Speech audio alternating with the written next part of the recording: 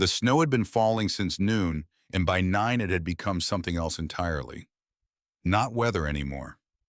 A presence. A wall of white silence pressing down on the mountain town of Harlan Creek, Montana, filling the ditches along Route 9, swallowing the yellow lines on the road, erasing everything soft and forgiving about the landscape until only the hard things remained. The pines, the rocks, the cold, and the neon sign above the Steel Reaper Clubhouse buzzing red and amber against the dark, like something alive, like something that had decided a long time ago that it was not going to go out no matter what the weather said. Inside the clubhouse was warm in the way that places get warm when they have absorbed years of human heat. Coffee and motor oil, and the particular smell of leather that had been rained on and dried and rained on again more times than anyone had thought to count. The overhead lights burned low. A ceiling fan turned slowly above the bar, despite the cold outside, an old habit nobody had gotten around to breaking.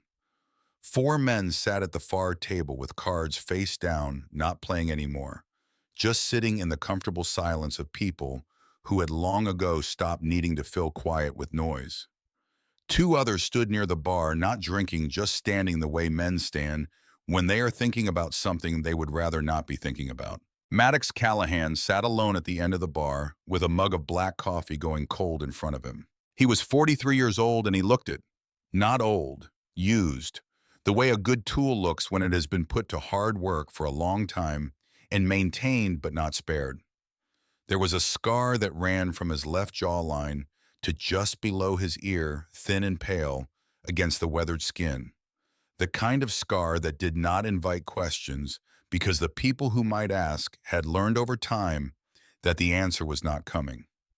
His hair was dark with threads of gray at the temples, and he wore it close cropped the way he had worn it in the army, a habit that had outlasted everything else from that chapter of his life. His jacket hung on the stool beside him. Beneath it he wore a flannel shirt rolled to the elbows, and on his right forearm there was a tattoo that the men in the club had seen 1,000 times but never asked about directly. A compass rose with the needle snapped clean at the base, pointing nowhere. He had gotten it 8 years ago during a winter that was worse than this one, in a town he had never gone back to for reasons he kept in a room inside himself with the door shut. He was staring at nothing. He did that sometimes. The other Reapers had learned to leave it alone. Outside, the wind found the building in gusts that made the walls breathe. The fire in the wood stove at the back of the room hissed when a draft reached it. Someone at the card table said something low. Someone else made a sound that was not quite a laugh but was close enough. Maddox raised the coffee mug, registered that it was cold, set it back down. That was when the door opened. Not knocked, not rattled. Opened with the full weight of a person who had been walking a very long time, leaning into it, pushing through it, spending the last of something that had almost completely run out. The cold came in first, a blade of it sharp enough to turn every head in the room. Then the snow swirling around the frame, catching the low light as it entered. And then the boy. He was small for his age, which Maddox would later learn was 12. He looked younger. The cold had tightened his face, drawn everything in toward the center, the way extreme weather compresses whatever it touches. He was wearing a jacket at least 2 sizes too large, dark navy broken zipper held together by the tension of his arms pressing against his own chest. Beneath it, a gray sweatshirt washed so many times the letters printed on it had faded to ghost shapes that no longer spelled anything. His jeans were soaked from the knee down. His shoes were canvas low, completely wrong for a Montana blizzard, and they left wet, dark prints on the wood floor with each step he took inside. His hair was dark and plastered flat against his forehead in chunks. His arms were locked together at the front, crossed over something wrapped in a blanket that had once been pale yellow and was now gray with road dirt and damp. One small arm was visible where the blanket had slipped, hanging loose, thin and still. A child's arm. A little girl's arm. The boy stood in the doorway with the storm at his back and looked at the room. He took it in with the unhurried thoroughness of someone performing a threat assessment. The leather, the size of the men, the particular quality of stillness that filled rooms like this one, the stillness of people who were comfortable with silence, because they had been through things that made ordinary noise seem small. He looked at all of it, and something moved across his face that was not fear, or was not only fear. It was the expression of a person who had already considered every other option available to them and had crossed each one off the list, and who was now standing at the last door and had decided that whatever was behind it was still better than what was behind them. His lip was split. There was a bruise high on his left cheekbone, dark and deep, the color of something that had been hit hard several days ago and had settled in fully. The kind of bruise that did not come from a fall. The room had gone completely still. Cards were face down. The men at the bar had turned. Maddox had not moved from his stool, but his eyes were fully on the boy, with a quality of attention that the other reapers recognized. The shift in the room's center of gravity. The thing that happened when Maddox stopped doing whatever he was doing and started watching something instead. The boy's throat moved. He looked directly at Maddox, not because he knew who Maddox was, because the body knows sometimes without being told which person in a room is the one that matters. Please don't send us back. 5 words. Quiet enough that they should not have carried across a room that size with a fire going and the wind outside doing what it was doing. And yet every man in the room heard them.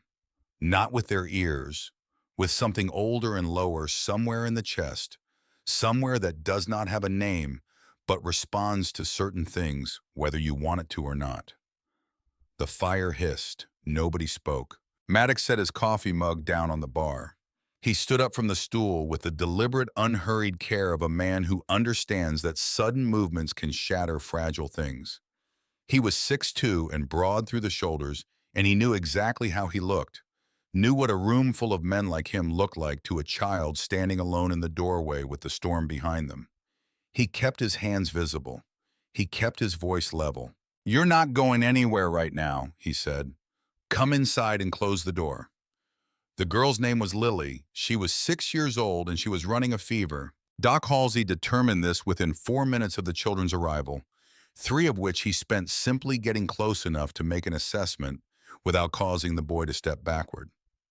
Doc was 51, the oldest full-patch Reaper, and he had spent 8 years as a combat medic with the 82nd Airborne before 2 injuries and a discharge that was not entirely his choice had redirected his life in ways he had not planned and had eventually made a kind of peace with. His hands were steady. They were always steady, not as a performance, as a fact of his biology, something that had been burned into his nervous system in places where an unsteady hand meant someone died. He crouched in front of the boy, slowly making himself smaller, making his approach visible and unhurried. "She's sick before tonight?" he asked. The boy, who had given his name in a single flat syllable when Maddox asked like a piece of identifying information being submitted to an official record, looked at Doc with the same calculating expression he had used on the room, measuring, deciding. "She's been coughing for a week," Ethan said. "She gets cold easy." "Has she eaten today?" A pause long enough to mean something. "No." "Have you—" The pause this time was longer. Ethan's jaw tightened in a way that was not a 12-year-old's jaw. "I'm fine." Doc did not push it. He reached out and pressed the back of his fingers to Lily's forehead, then her neck. She stirred faintly, made a small sound that was not quite a word, did not wake. Her breathing was shallow but even. The fever was real but not critical. Not yet. He stood and looked at Maddox over the boy's head. The look said she needs warmth and food and rest. It also said, look at his face. Look at his arms. Maddox had already been looking. The bruise on Ethan's cheek was recent, 24 hours old at most, still swollen at the center. There was another mark on his forearm where the oversized jacket had shifted when he reached out to adjust Lily's blanket. A line of faded yellow-green bruising in a pattern that was not consistent with a door frame or a fall or any of the explanations that people who did not want to see something reach for. There was a thin cut above his right eyebrow, 4 or 5 days old, the kind that came from a ring or a belt buckle rather than a fist. Boone Clearwater, who was sitting nearest the door and had not moved since the children came in, said quietly, "Those are old." "Yeah," Maddox said. "They are." Ethan heard them. He did not react the way a child caught in a lie would react. No defensiveness, no scrambling to explain. He just looked at the floor for a moment, then back up. The expression on his face was not the expression of someone discovered. It was the expression of someone seen. And those were not the same thing. A child discovered in something expected to be punished for it. A child who had been seen for the first time after a long time of not being seen did not know what to do with the fact of it yet. Ethan looked like the second kind, like someone who had stopped expecting to be seen so long ago that being seen now did not fully compute, and he was still working through what it meant. "Sit down," Maddox told him. "Both of you. We're going to get you something hot." Colt Beaumont was in the kitchen before anyone asked him to be. He was 37, built in the way that serious physical work builds a man over time, and covered from wrist to collarbone in ink that told the story of a life that had not been gentle. He cooked because he had grown up watching the women in his family cook, and because somewhere along the way he had understood that feeding people was the most direct form of care available in situations where care was the right thing, but words were not enough. He heated broth. He shredded chicken from something in the back of the refrigerator. He cut bread from a loaf that was mostly still good. He worked without being instructed, without commentary, without needing anyone to notice. Lily woke when the smell reached her. She woke the way sick children wake, rising slowly through layers of sleep, her face creased and her eyes unfocused, and then gradually registering the world. Not her room, not her bed, surrounded by large, strange men. Her face began to move toward fear. Ethan was beside her before it fully arrived. Hey, Lil, look at me, just me. Just, she looked at him. Something in her face settled. Not calm exactly, but the version of calm that a child builds when she has learned to use one specific person as her reference point for whether the world is safe. She looked at her brother, and the fear did not complete itself. Maddox watched from across the room and felt something move in his chest that he did not examine closely. He had seen that dynamic before. Not in foster homes, in other places with sand underfoot and the constant low percussion of things that could kill you, where young soldiers who had no business being as far from home as they were learned to keep their eyes on the one person in their unit who reminded them they were still themselves, still alive, still worth something. Colt set the bowl on the coffee table.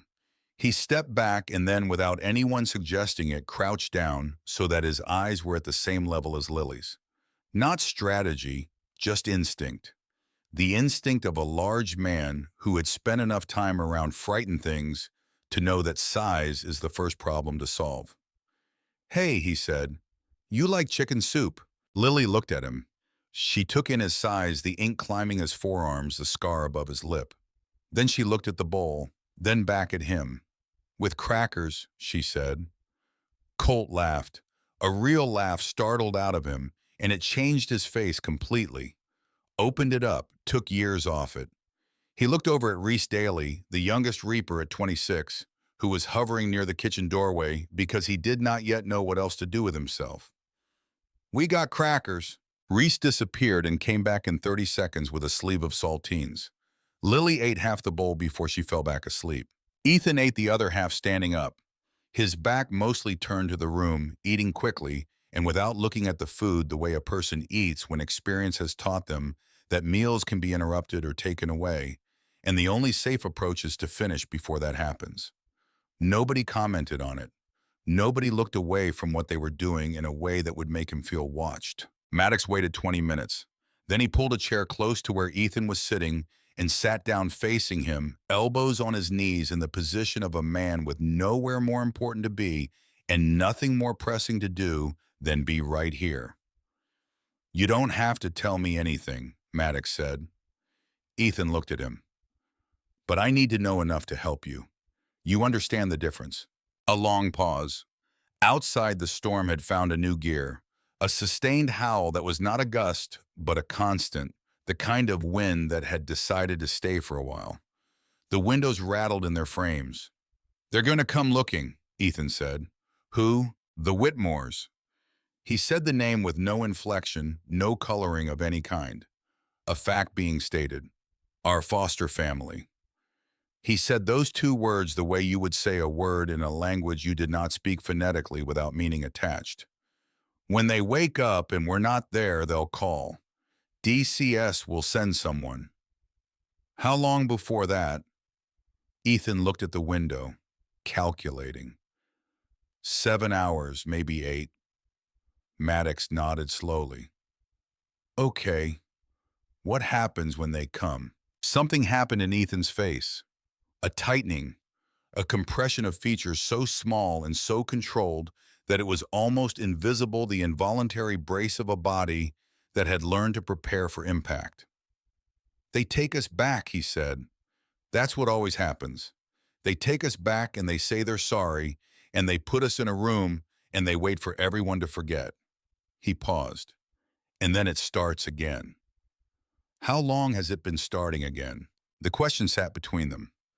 The fire in the wood stove popped softly.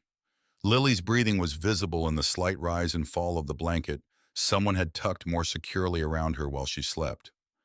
2 years, Ethan said, since we got placed with them. 2 years and 3 months. Maddox held very still. And before you came here tonight, he said, where did you go first? It was the question that mattered. Not why are you here? That was clear enough. But the map of closed doors that had led to this one.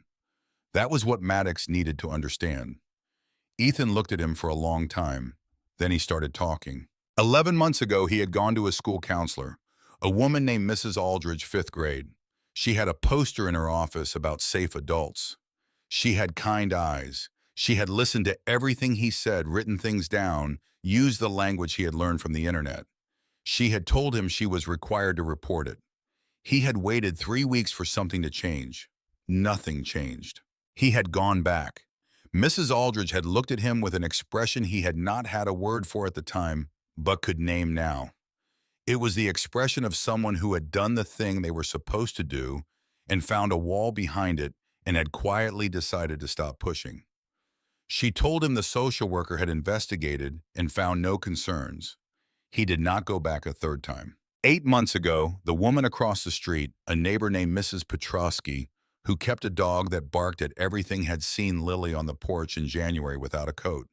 She had called the police. A patrol car came. A uniformed officer knocked on the Whitmore's door, was led inside, spent 20 minutes in a warm house with food in the refrigerator, and a man who smiled the right way and said all the right things. The officer left. I watched from the upstairs window, Ethan said. I saw the officer shake Dale Whitmore's hand when he left. Maddox said nothing. Dale Whitmore has been coaching the high school baseball team for 19 years, Ethan said. He knows everyone. The sentence was delivered without emphasis. No accusation in it, no performance of outrage, just facts arranged in a particular order that described a specific reality that a 12-year-old had been made to understand through direct experience. The reality that certain men in certain towns were protected not by law, but by familiarity. By the accumulated goodwill of decades of Saturday games and handshakes and plaques on walls. 4 months ago, Ethan had found a number online, a child welfare advocacy hotline out of Missoula. He had called from a borrowed phone at the school library because his own phone had been taken, which Dale Whitmore called losing privileges, and which happened whenever Ethan did something that Whitmore decided required punishment.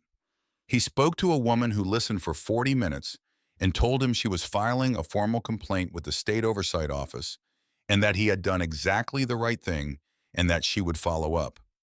She gave him a case number. He had written it on the inside of his left forearm in pen. He pulled up his sleeve now and showed Maddox. A string of numbers in small, careful handwriting, faded slightly but legible. The handwriting of a child who had learned to treat information as currency and stored it where it could not be confiscated. I refreshed it every few days, Ethan said, so it wouldn't fade. Maddox looked at the numbers. He looked at the boy. Did they follow up? Once, a woman came to the house. She sat in the living room with Sandra Whitmore for 45 minutes. Ethan's voice was level. She never asked to see our rooms. She never asked to talk to us alone. He paused. Sandra gave her a plate of cookies to take with her when she left. The wind hit the building. The neon sign outside buzzed and flickered and held. "The case number is still open," Ethan said. "That's what they told me when I called back 2 months later. Still under review." His voice did not break. That was the thing Maddox would think about later, lying awake in the hours before the sun came up.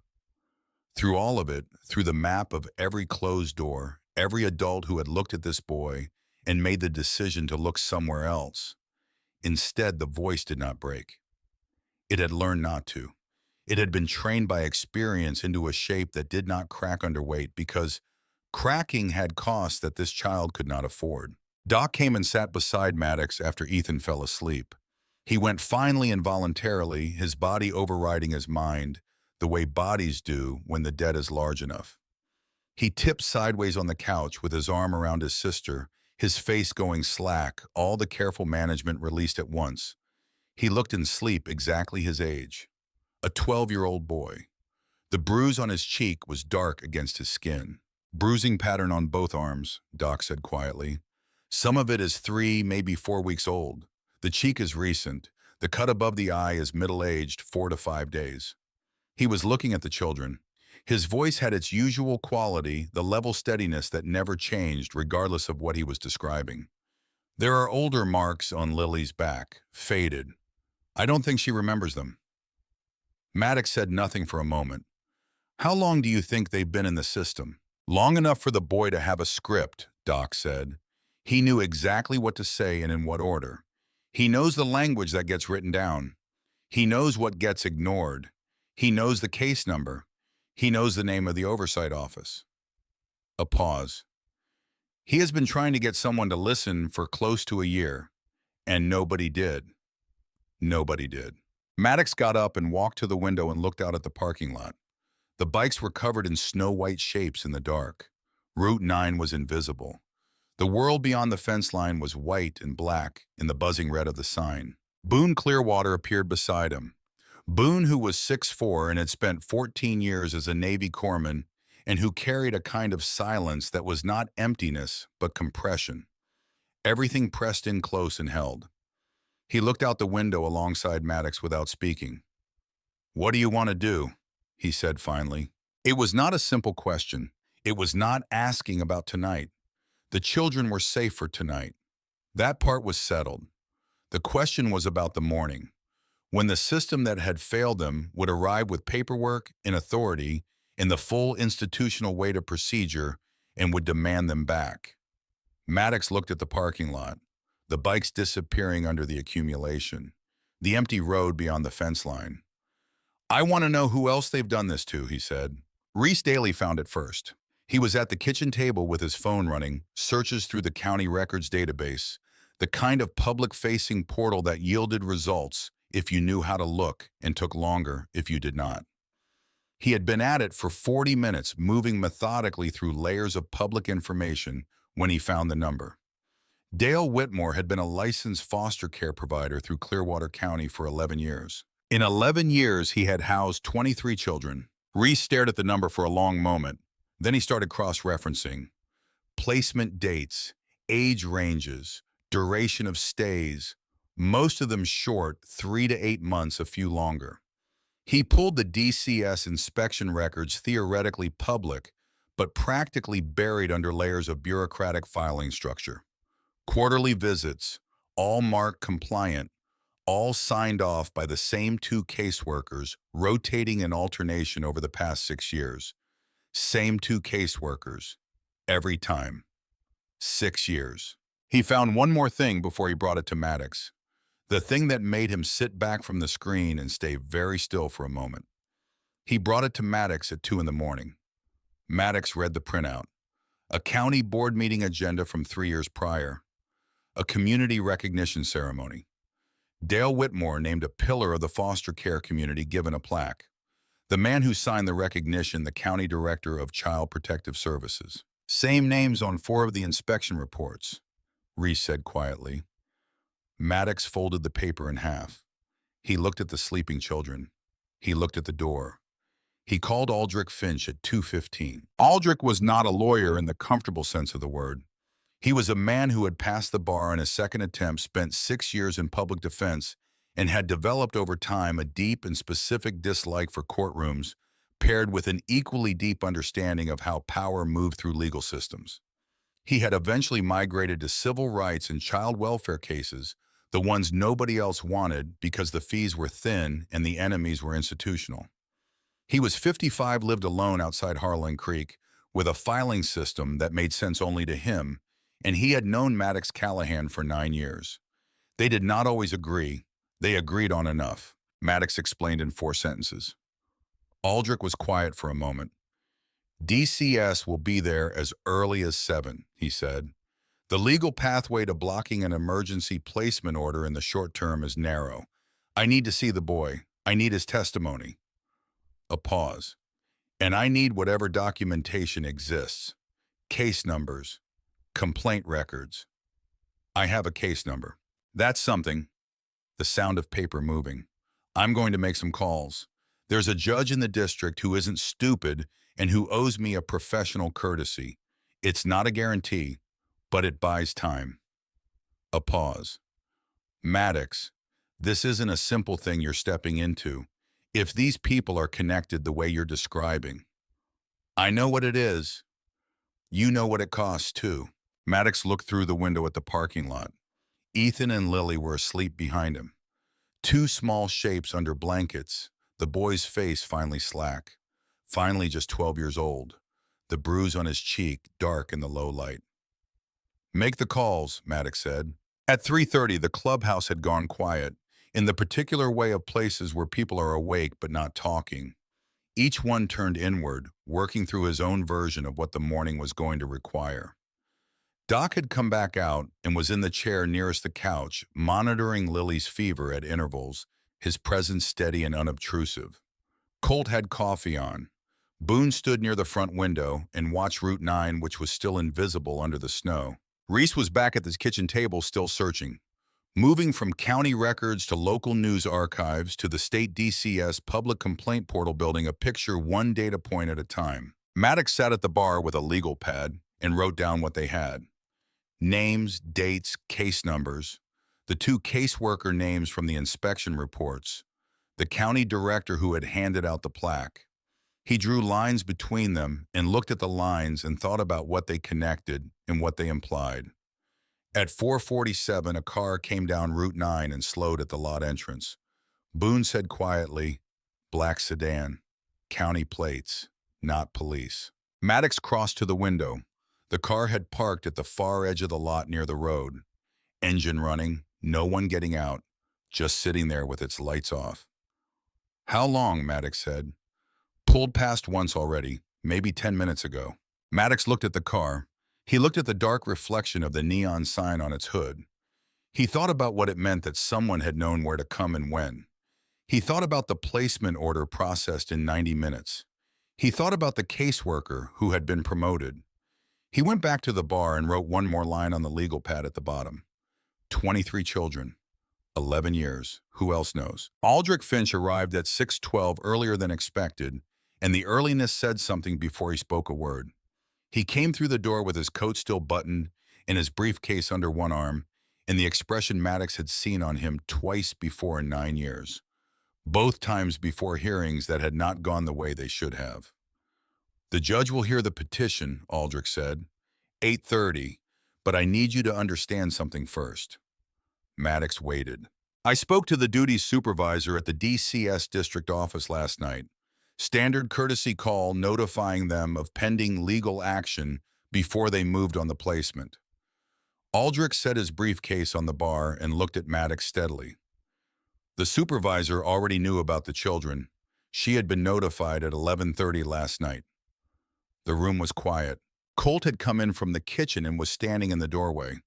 Boone had not moved from his position near the front window. Doc was in the back with the children. Whitmore called it in, Maddox said. Almost certainly. What concerns me is the timing. Aldrich unlatched the briefcase and pulled out a yellow legal folder. 11:30 is fast. They were gone for 2 hours before he noticed in a blizzard. He set the folder on the bar. That is not a foster parent worried about 2 missing children. That is a man managing a situation. He knew they might run, Boone said from the window. Had a response ready, which means someone generated the emergency placement paperwork last night after 11:30, Aldrich said. Standard processing takes 4 hours minimum, 6 under normal staffing. He looked at Maddox. It was approved in 90 minutes. The number sat in the room. Reese had come in from the kitchen and was standing at the edge of the group with his phone in his hand and the expression of someone who had just found something he was not entirely sure he wanted to have found. Those 2 caseworkers, he said, the ones who signed every Whitmore inspection for 6 years. He held up the phone. One of them, woman named Stacy Pruitt. She transferred to the district office 8 months ago. To what position? Aldrich said. Reese looked at him. Duty supervisor. The silence that followed was a different kind than any of the silences before it. Aldrich closed the folder slowly. He looked at Maddox with the expression of a man revising his understanding of the scope of a problem, in real time recalculating the weight of what he was carrying. Ethan was awake. He had not needed to be called. He sat up on the couch with Lily still asleep against him and looked at the room the way he always looked at rooms, reading the temperature of it before anything else.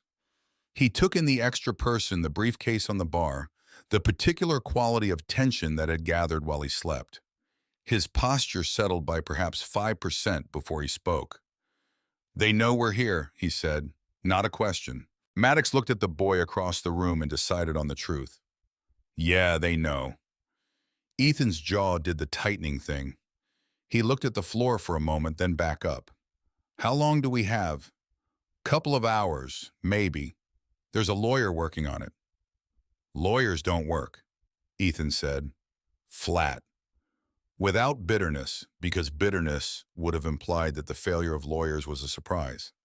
This one does, Maddox said. Ethan looked at him for a long moment with the focused attention of someone administering a test.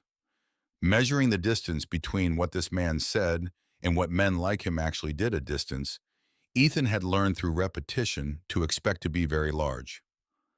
What if the judge says no, he said, then we figure out the next thing. That's not an answer. No, Maddox said, it's not. Colt appeared from his kitchen with a plate of toast and set it on the coffee table near Ethan's knee. Ethan looked at it. He picked up a piece and ate it standing, watching Maddox with the steady attention of someone who was not done measuring. Then he pulled up his left sleeve. The case number on his inner forearm, small and careful in fading blue ink. There were others, Ethan said. Before us, the Whitmores had other kids. I saw pictures on the wall in the hallway, old ones. Kids who weren't there when we got placed. He paused. I asked Sandra once where they went. She said they moved on to better situations. Another pause. She smiled when she said it. Reese looked at Maddox. Maddox looked at Aldrich, who was already writing. Do you remember any names? Aldrich asked. From the pictures, anything, Ethan thought. His face did the compression thing, information being sorted and retrieved. There was a boy named Corbett, maybe 10 or 11 in the picture. Dale called him a good kid once when he didn't know I was listening. He paused. Said Corbett knew how to behave. The words sat in the room and said the thing that none of them said aloud. There was a girl, too, younger. I don't know her name. She had red hair. Reese was already on his phone. Outside through the patch window where the sedan had been parked, there was nothing now. The car had gone some time in the last hour without anyone seeing it leave, which was worse than if it had stayed. The absence of visible threat was not the same thing as the absence of threat.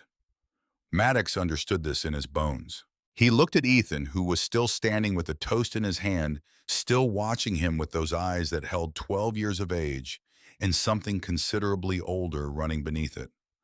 The boy had walked 6 miles through a Montana blizzard in canvas shoes, carrying his 6-year-old sister, because every other door had already closed. He had not run out of fear. He had run out of options.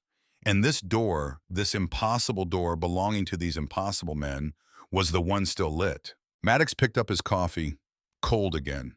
He went back to the bar and looked at the legal pad and the web of names and lines and wrote nothing further, because what needed to be done next could not be done with a pen. Dawn was coming. Whatever was going to happen next was going to happen in the light. And somewhere in the dark beyond the tree line, something was already in motion. Cord Dillard came through the side door at 7 minutes past 7. Not the front, not with a knock. Through the side entrance that led in from the parking lot where the bikes were stored, the one with the stiff latch that Boone had been meaning to fix since November and had not gotten to. He came in quietly without announcing himself, and he stood in the short hallway between the side door and the main room for approximately 4 seconds before Colt Beaumont, coming out of the kitchen with a coffee pot, saw him and stopped. The 4 seconds were enough to establish several things. Cord Dillard was approximately 50 years old, medium height, with the kind of body that had once been very fit and was still capable in the specific way of a machine that has been maintained rather than exercised. His coat was dark and plain and expensive in a way that announced nothing and said everything. Not flashy, not cheap. The coat of a man who had stopped needing his clothing to do any work for him because he announced himself through other means. His hands were visible and empty, which was a choice rather than an oversight. His eyes moved across the room the way the eyes of people who have spent a long time assessing rooms and the people in them move. Quick, thorough, unhurried despite the speed. He looked at Colt with the expression of a man who had already decided that Colt was not the person he was here to speak with. "I'm not here for trouble," he said. Colt set the coffee pot on the nearest flat surface and crossed his arms, which in Colt's case was a statement of its own. "That entrance says different." "I knocked on the front, nobody answered." A pause. The door was open. This was probably true. In the controlled chaos of the morning, with Aldrich Finch arriving and Reese running searches and Maddox at the bar with the legal pad, it was possible, which was precisely the kind of detail that a man like Cord Dillard would file away and use. The true thing that sat beside the misleading implication, like a well-dressed lie close enough to be mistaken for it. Maddox appeared from the main room. He took one look at the man in the hallway and felt the air change. Not the way it changed when something loud was coming. The way it changed before something quiet. The bad that wore a plain, expensive coat and kept its hands where you could see them and had already done its math before it walked through your door. "Who are you?" Maddox said. "My name doesn't matter for this conversation." The man's voice was unhurried in a way that was itself a form of pressure. "What matters is the offer. Nobody invited you in." "No," Dillard said. "They didn't." He looked at Maddox with the steady patience of someone who had done this before and knew the shape of how it went. "Mr. Callahan, you're about to walk into a county courtroom with documentation you believe will support a petition for emergency protective placement. I'm here to tell you before you do that there's a simpler path." Maddox said nothing. He was listening the way he listened when he was not interested in what was being said, but was very interested in what the saying of it revealed. "The children are returned to DCS custody this morning, voluntarily. No incident. An internal review of the Whitmore placement is initiated immediately. A real review, not paper. The children are moved to a different placement within the week." Dillard paused. "You have my word that it will be appropriate." "Your word," Maddox said.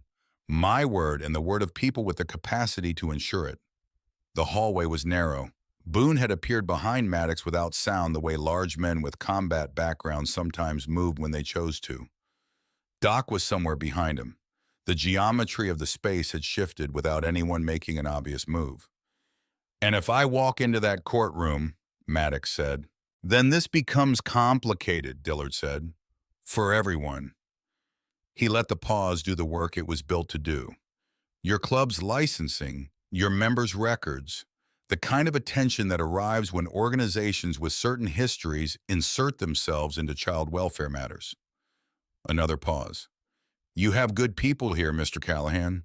People with reasons to avoid that kind of scrutiny." The mention of Ghost's custody situation was not in those words. It did not need to be. The implication was architectural, load-bearing, present in the space between the sentences the way a threat is most effective when it does not fully materialize. Maddox looked at the man for a long moment. He looked at the coat, the hands, the unhurried certainty of someone who had offered this kind of arrangement before, and expected it to work because it had worked before.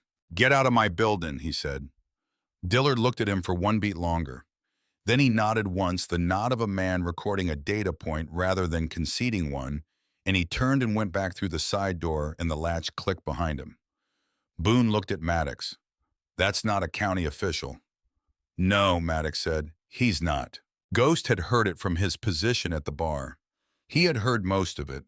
He stood in the hallway entrance with his coffee mug and his dark eyes in the expression of a man whose situation had just been referenced without his consent by a stranger who should not have known it existed. "He knows about my daughter," Ghost said. He implied it. "How does he know about my daughter?" "Same way he knew to come here, same way the placement order went through in 90 minutes. Maddox looked at him directly. "Someone has been maintaining a file, watching." Ghost set his coffee mug down on the hallway shelf with the careful precision of a man whose hands want to do something else entirely. He looked at the side door. He looked at it for a long time without speaking. "Who is he?" Ghost said.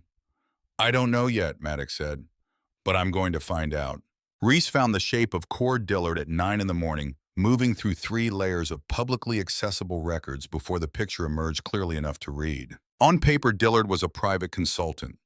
His registered business, Clearwater Advocacy Solutions, had been incorporated 7 years ago in Billings. The stated purpose per the filing was community welfare consulting and family services coordination. In 7 years, Clearwater Advocacy Solutions had received 11 contracts from Clearwater County totaling $460,000. Every contract from the same county department. Every one signed by the same chain of department heads, going back to a director named Caswell who had retired 3 years ago and forward to the current director, a man named Prine. Reese kept pulling. Prine's wife sat on the board of a youth housing nonprofit. 18 months ago, that nonprofit had received a $70,000 grant from the Whitmore Family Foundation. "Whitmore has a foundation," Reese said, coming into the main room with his laptop. "Had one," Maddox said, reading the screen. "Dissolved 2 years ago." Reese nodded. "Right around the time a state audit of county DCS expenditures was announced." He scrolled. The audit was later described as routine and returned no findings of concern. "Who ran it?" Reese looked at him. "The county attorney's office, Gerald Fitch." The web had a center. Maddox could feel it without being able to see it yet. Not Dale Whitmore. Whitmore was a mechanism. A licensed community pillar baseball coaching mechanism with a plaque on his wall and 23 children processed through his house across 11 years.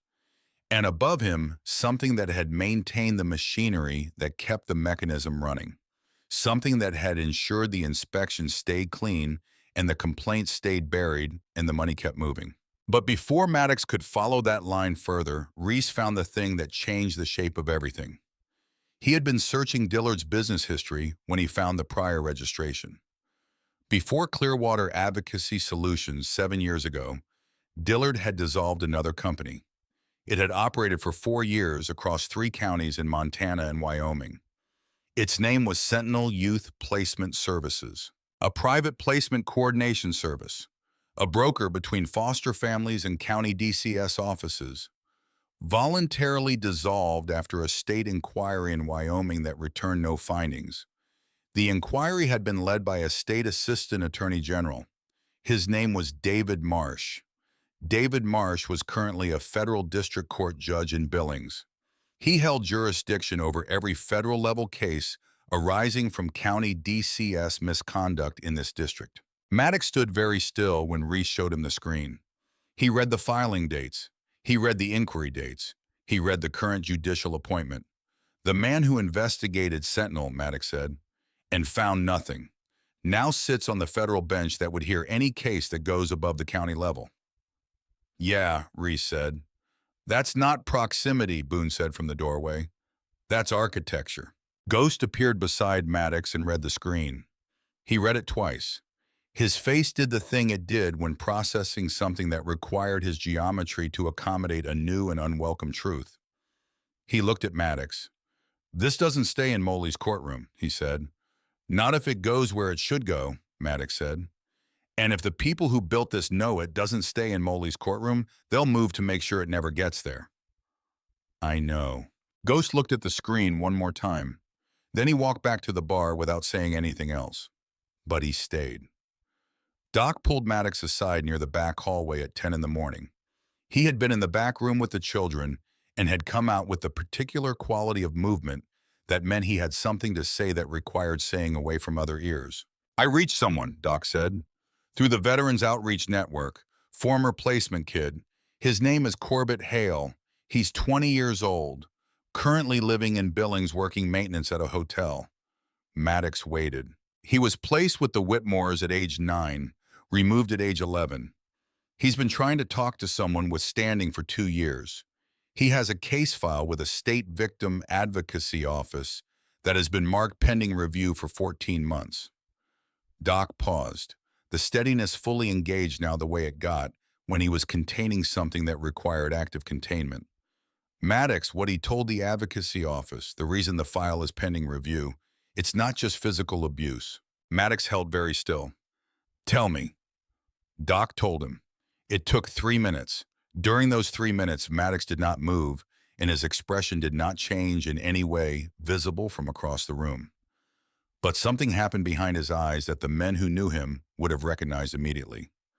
The specific compression of a person absorbing information that reorganizes everything they understood to be true, and who is deciding in real time what to do with the reorganized version. When Doc finished, Maddox turned and walked to the far end of the bar and stood there with both hands flat on the surface and his head down and breathed for 30 seconds.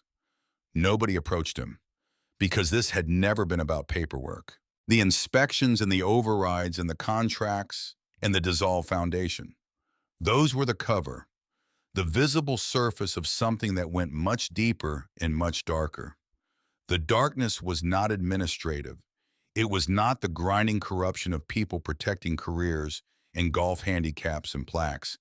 It was the kind of darkness that used children, not neglected them, used them, and then moved them through the system quietly with documentation and county overrides and pending reviews to wherever they needed to go, and made sure no one with standing was listening when the children tried to speak. 17 children with no traceable outcome. Maddox raised his head. He looked through the doorway at Ethan, who was sitting at the kitchen table with a cup of water, and the boy looked back at him. And in Ethan's face, Maddox saw the thing he had not fully understood until this moment. Why the fear had looked familiar when the boy walked through the door the night before. It was not the fear of a child afraid of a bad home. It was the fear of a child who had seen something he was not supposed to see and had understood with the terrible clarity that children develop when no one is protecting them, that the seeing of it put him in danger. Ethan, Maddox said, come here. He sat across from the boy at the kitchen table. Doc was nearby but not close. The room cleared without being asked to clear. I need to ask you something, Maddox said, and I need you to tell me the truth, whatever it is. Ethan looked at him. Okay. Did you ever see men come to the Whitmore house? Not DCS, not anyone official, men you didn't know who came and stayed for a while. The change in Ethan's face was immediate and involuntary, a flinch small controlled almost before it fully formed, the reflex of someone trying not to react to a word that had too much weight behind it. He looked at the table for a moment, then he looked back up. Once, he said, about 6 months ago, 3 men. They came on a Friday night and they stayed until Sunday morning. They used the room at the end of the hall. He paused. We were told to stay in our room. Did you? Lily did. His jaw tightened. I saw one of them once, coming out of the bathroom in the hall, the tallest one. What kind of look did he give you? Ethan was quiet for a long moment. He stared at the grain of the table, and Maddox could see the decision happening behind his eyes. Not whether to tell the truth, but how to put language around something that had lived below language, in the part of a person where things go when there are no words safe enough to hold them. Like I wasn't a person, Ethan said quietly. Like I was something in a room. Maddox held the edge of the table under his hands. Did he say anything to you? No. Dale came out of the kitchen and saw him looking at me and told me to get back in my room. A pause. Dale's voice was scared. I'd never heard him sound scared before. He looked up. That was the first time I thought about running. I waited because it was winter and Lily was sick. I waited until there was a storm big enough that the footprints would disappear. Maddox looked at him for a long moment. At the split lip and the old bruises and the eyes that held 12 years of age and something decades older running underneath. You did everything right, he said. Ethan looked at him. Something moved in his face, a crack in the careful management small and quickly closed. Nobody ever said that before. I know, Maddox said. Doc got Corbett Hale moving from Billings at noon, 4-hour drive. He would arrive by late afternoon. At 2 in the afternoon, the trouble came from inside the building. Maddox heard it before he reached the hallway. The acoustic signature of a confrontation that had moved past its opening exchange voices low and tight in the way voices get when people are past performing for witnesses. He came around the corner and found Ghost and Reese in the short hallway near the side door. Ghost had Reese's laptop under his arm. Reese had his hand out for it. Neither of them had moved. What is this? Maddox said. Ghost looked at him. His face had the compressed quality from the morning but shifted. Less managing conflict, more the pressure of a man who had made a decision he had not yet delivered. Reese sent something out 15 minutes ago before I saw it. Maddox looked at Reese. What did you send? Reese held Ghost's gaze for a moment, then looked at Maddox. The contract documents, the Clearwater Advocacy Solutions filings, the Sentinel Incorporation and Dissolution records, the Prime nonprofit connection. He paused. I sent them to a reporter, Sarah Vance, Helena Tribune. She covers county government. She has been trying to get documentation on DCS contracting irregularities for 8 months. The hallway was quiet. You went outside this building without talking to me, Maddox said. I went outside this building before Dillard could make those documents disappear, Reese said. Because that is what is happening. That is what has been happening for 11 years. Everything gets buried. You know that. I know that. Those documents exist right now on a county server and in Dillard's hands and in Prine's hands. If we wait for the perfect moment, they disappear. Like everything else disappeared.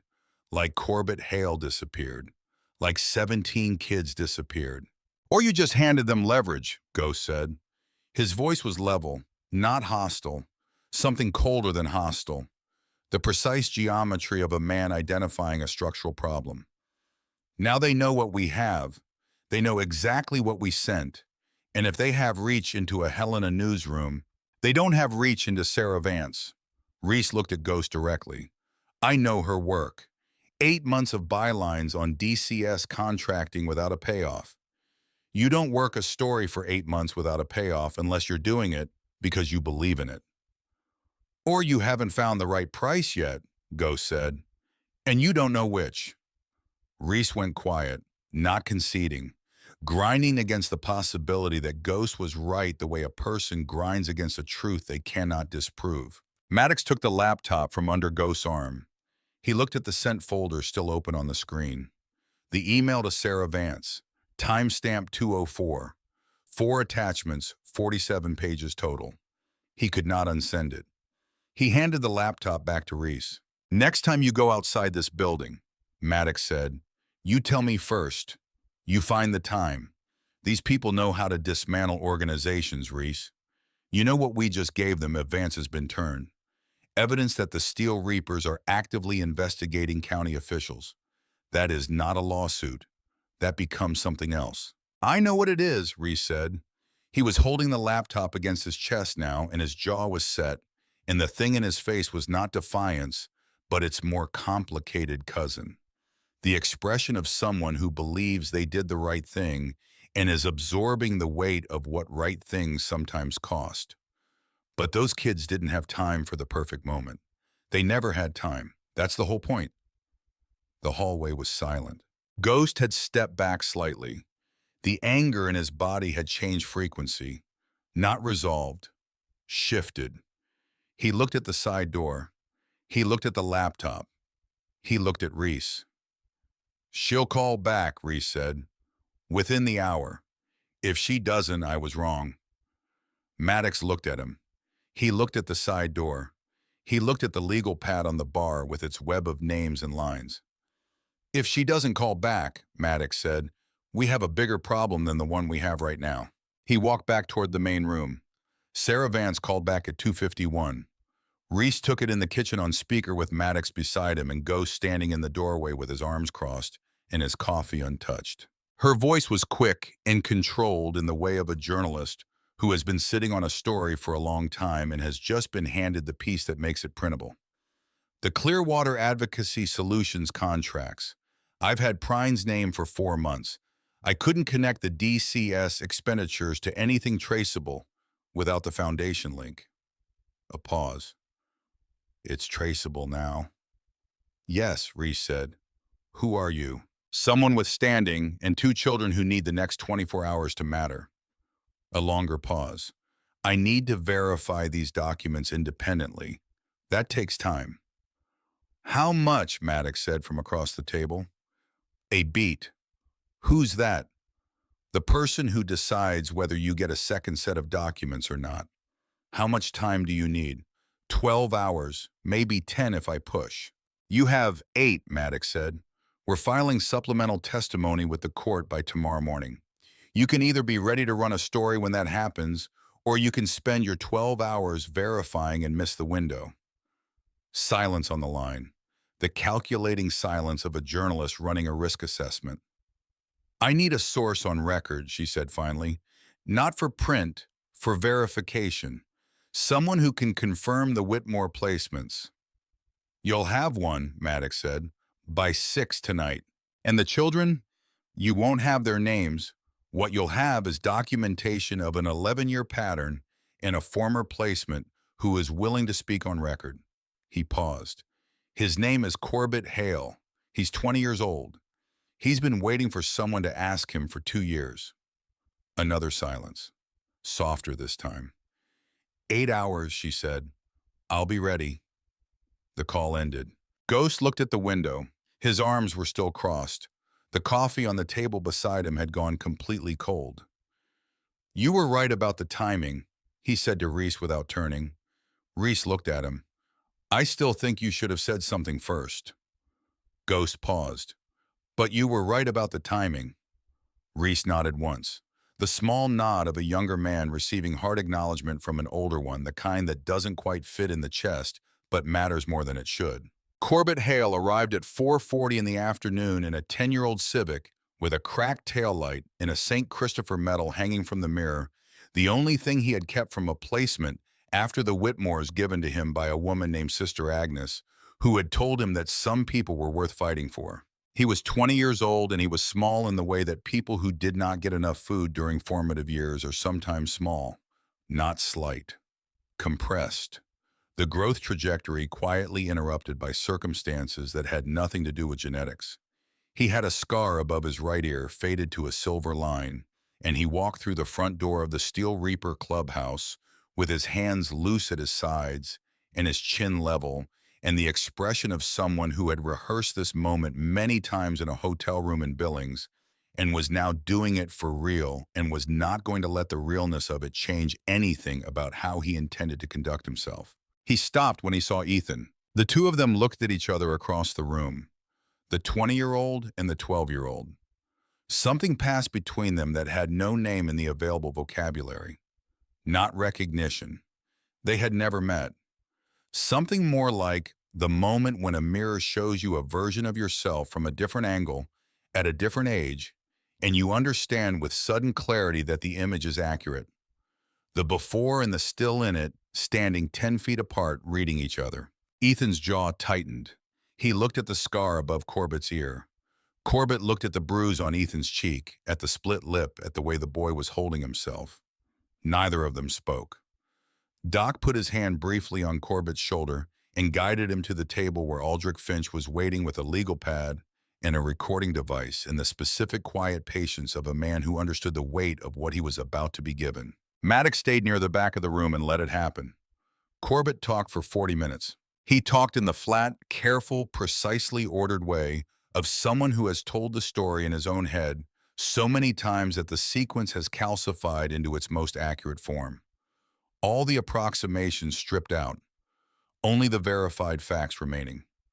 He talked about the Friday nights, the men in the hallway, the room at the end of the hall. He talked about what happened in that room, and he used the exact language, and he did not look away from Aldrich's face while he said it, and his voice did not break. Not once, though it came close twice, and he stopped and breathed both times and then continued. Lily was in the back room with Colt, who was teaching her a card game. Her voice was audible through the wall, bright and certain. Ethan listened from the doorway. He did not move for the full 40 minutes. When Corbett was done, Aldrich looked at his legal pad for a long moment. Then he looked up.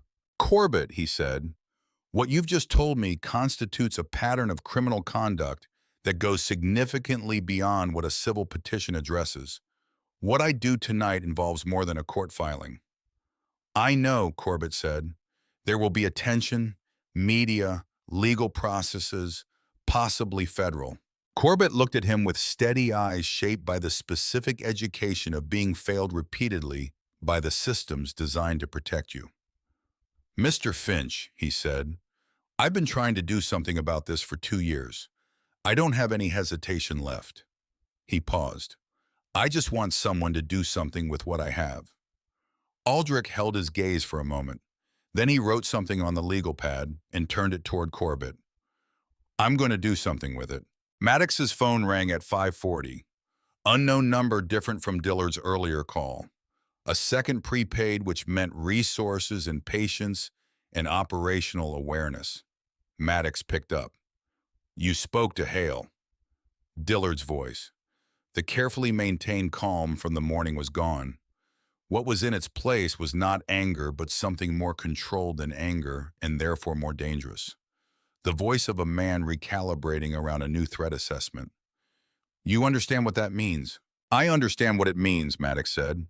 "Hale's testimony goes to places that involve people with resources you haven't begun to account for. This isn't Whitmore. This isn't Prine.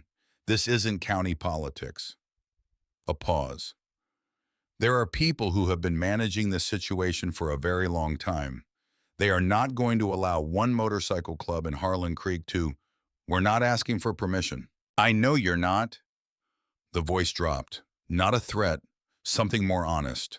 The voice of a man who had seen what happened when the people he worked for moved against problems they could not absorb.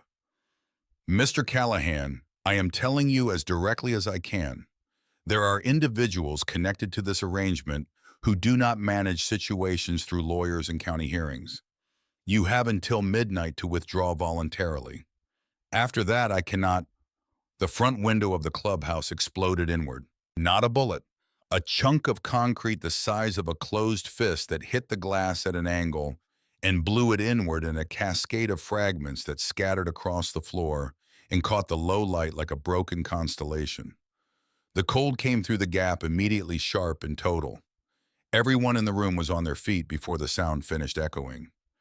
Maddox had dropped the phone and moved toward the window, but Boone was already there, looking out through the gap into the parking lot. "2 vehicles," Boone said. "Lot entrance, not county plates." Ghost had moved to the side door, his body angled, his hand at his back. "How many?" "4 visible. More behind the second vehicle." Doc was already moving toward the back room where Colt was with Lily, covering distance fast and without wasted motion. Reese pulled his laptop away from the window. Aldrich was on his feet with his briefcase. Ethan stood in the kitchen doorway. He was not panicking. He was watching Maddox with the expression of a boy who had walked through a blizzard and knocked on the door of strangers and had been met for the first time in 2 years and 3 months with something other than a wall, and who was now watching very carefully to see if that something would hold under pressure. Maddox looked at him. He looked at the broken window and the cold air pouring through it and the headlights in the parking lot sitting still, not moving. Just present the way things are present when they want to be seen, when they want you to understand the scale of what is being applied. He picked the phone up from the floor. The call was still connected. "Dillard," he said. A pause. "Yes." Tell whoever is in my parking lot that they have 30 seconds to back those vehicles up before this stops being manageable for anyone. He kept his voice level. The levelness was its own form of force. And then you and I are going to have a very different conversation about what it means to do this in front of two children. He walked to the window and stood in the gap where the glass had been, in the cold air and full view of the headlights. He looked out at the two vehicles with the specific stillness of a man who had stood in worse places than this one and had learned that the decision to not be moved was itself a form of action. Behind him, without a word spoken, every reaper in the building came to the windows and the doors, not with weapons drawn, not in aggressive posture, simply present, simply visible. Bodies that had made a decision and were expressing it by standing still and being seen. In the back room through the wall, Colt's voice was audible, low and calm, saying something to Lily, and Lily's small voice answering, and the sound of cards being laid on a table. The deliberate, ordinary sound of a man who had decided that the most important thing he could do right now was make sure a 6-year-old girl did not hear what was happening on the other side of the wall and understand it for what it was. Maddox counted the seconds. 28, 29. At 31, one set of headlights extinguished, then the other. The vehicles remained in the lot. Two dark shapes at the entrance engines, idling, exhaust visible in the cold air. But the lights were off, and the going off of the lights was its own communication. We see you seeing us, not tonight, but this is not over. Good decision, Maddox said into the phone. The line was dead. Dillard had already hung up. The vehicles idled for another 40 seconds. Then they reversed slowly out of the lot entrance and onto Route 9, and their taillights disappeared into the dark tree line. Nobody in the building moved for a long moment. Then Ghost exhaled a single controlled breath and turned from the window. The room began to decompress. Boone moved away from the side door. Reese set his laptop down. The particular readjustment of people who have been at readiness and are stepping down from it. Colt appeared from the back hallway. He looked at Maddox. Maddox shook his head slightly. Not yet. They covered the broken window with a moving blanket fixed at the corners with duct tape. The cold dropped to a manageable seep. The neon sign outside no longer had glass to catch the light. Maddox looked at the room. He looked at Corbett Hale, who had not moved from his chair at the table during any of it, who had sat with his hands flat on the surface and his chin level, and the expression of a 20-year-old who had been scared for so long that the fear had become a different texture. Worn smooth, familiar, something he could function inside rather than be stopped by. You still want to do this, Maddox said. Corbett looked at him. They just put a rock through your window. Yeah, and you're asking if I want to do this. I'm asking. Corbett looked at Ethan, who had come out of the kitchen doorway and was sitting on the arm of the couch watching. The two of them held each other's gaze for a moment, the before and the still in it, that wordless mirror recognition. Yeah, Corbett said. I want to do this. Aldrich left at 6:15 with Corbett's recorded testimony and 47 pages of documentation in the expression of a man carrying something more fragile and more important than anything he had carried in years. He would work through the night. He would file at 7 in the morning. Maddox walked him to his car. The parking lot was empty. The cold had settled back into its steady Montana state. Temperature in the low 20s, the sky a deep clear black, with stars hard and bright, the way they got at altitude. He stood in the lot after Aldrich's car disappeared and thought about Dillard's words before the window broke. The words chosen with care to convey one specific piece of information: that there was a layer above the lawyers and the county hearings, a layer that operated by different rules, a layer that had now been activated. He thought about the vehicles in the lot, the concrete through the window, the calculated nature of it. Not an attack, a demonstration. Look at what we can do. Look at how little your walls mean to us. He thought about 17 children with no traceable outcome. He went back inside. Sarah Vance called it 7:42. Reese took it on speaker at the kitchen table with Maddox beside him, and Ghost standing in the doorway with a fresh coffee he had not drunk. Her voice had shifted from the afternoon call. The controlled efficiency was still there, but underneath it was something else now. A thinness. The sound of someone who had spent the last 5 hours reading documents that had altered their understanding of something they thought they already understood. The contracts are verified, she said. All 11. I pulled the county payment records independently. They match. The Whitmore Foundation grant to the Prime nonprofit is in the public 990 filings. A pause. The Clearwater Advocacy Solutions filings. I pulled Dillard's full business registration history.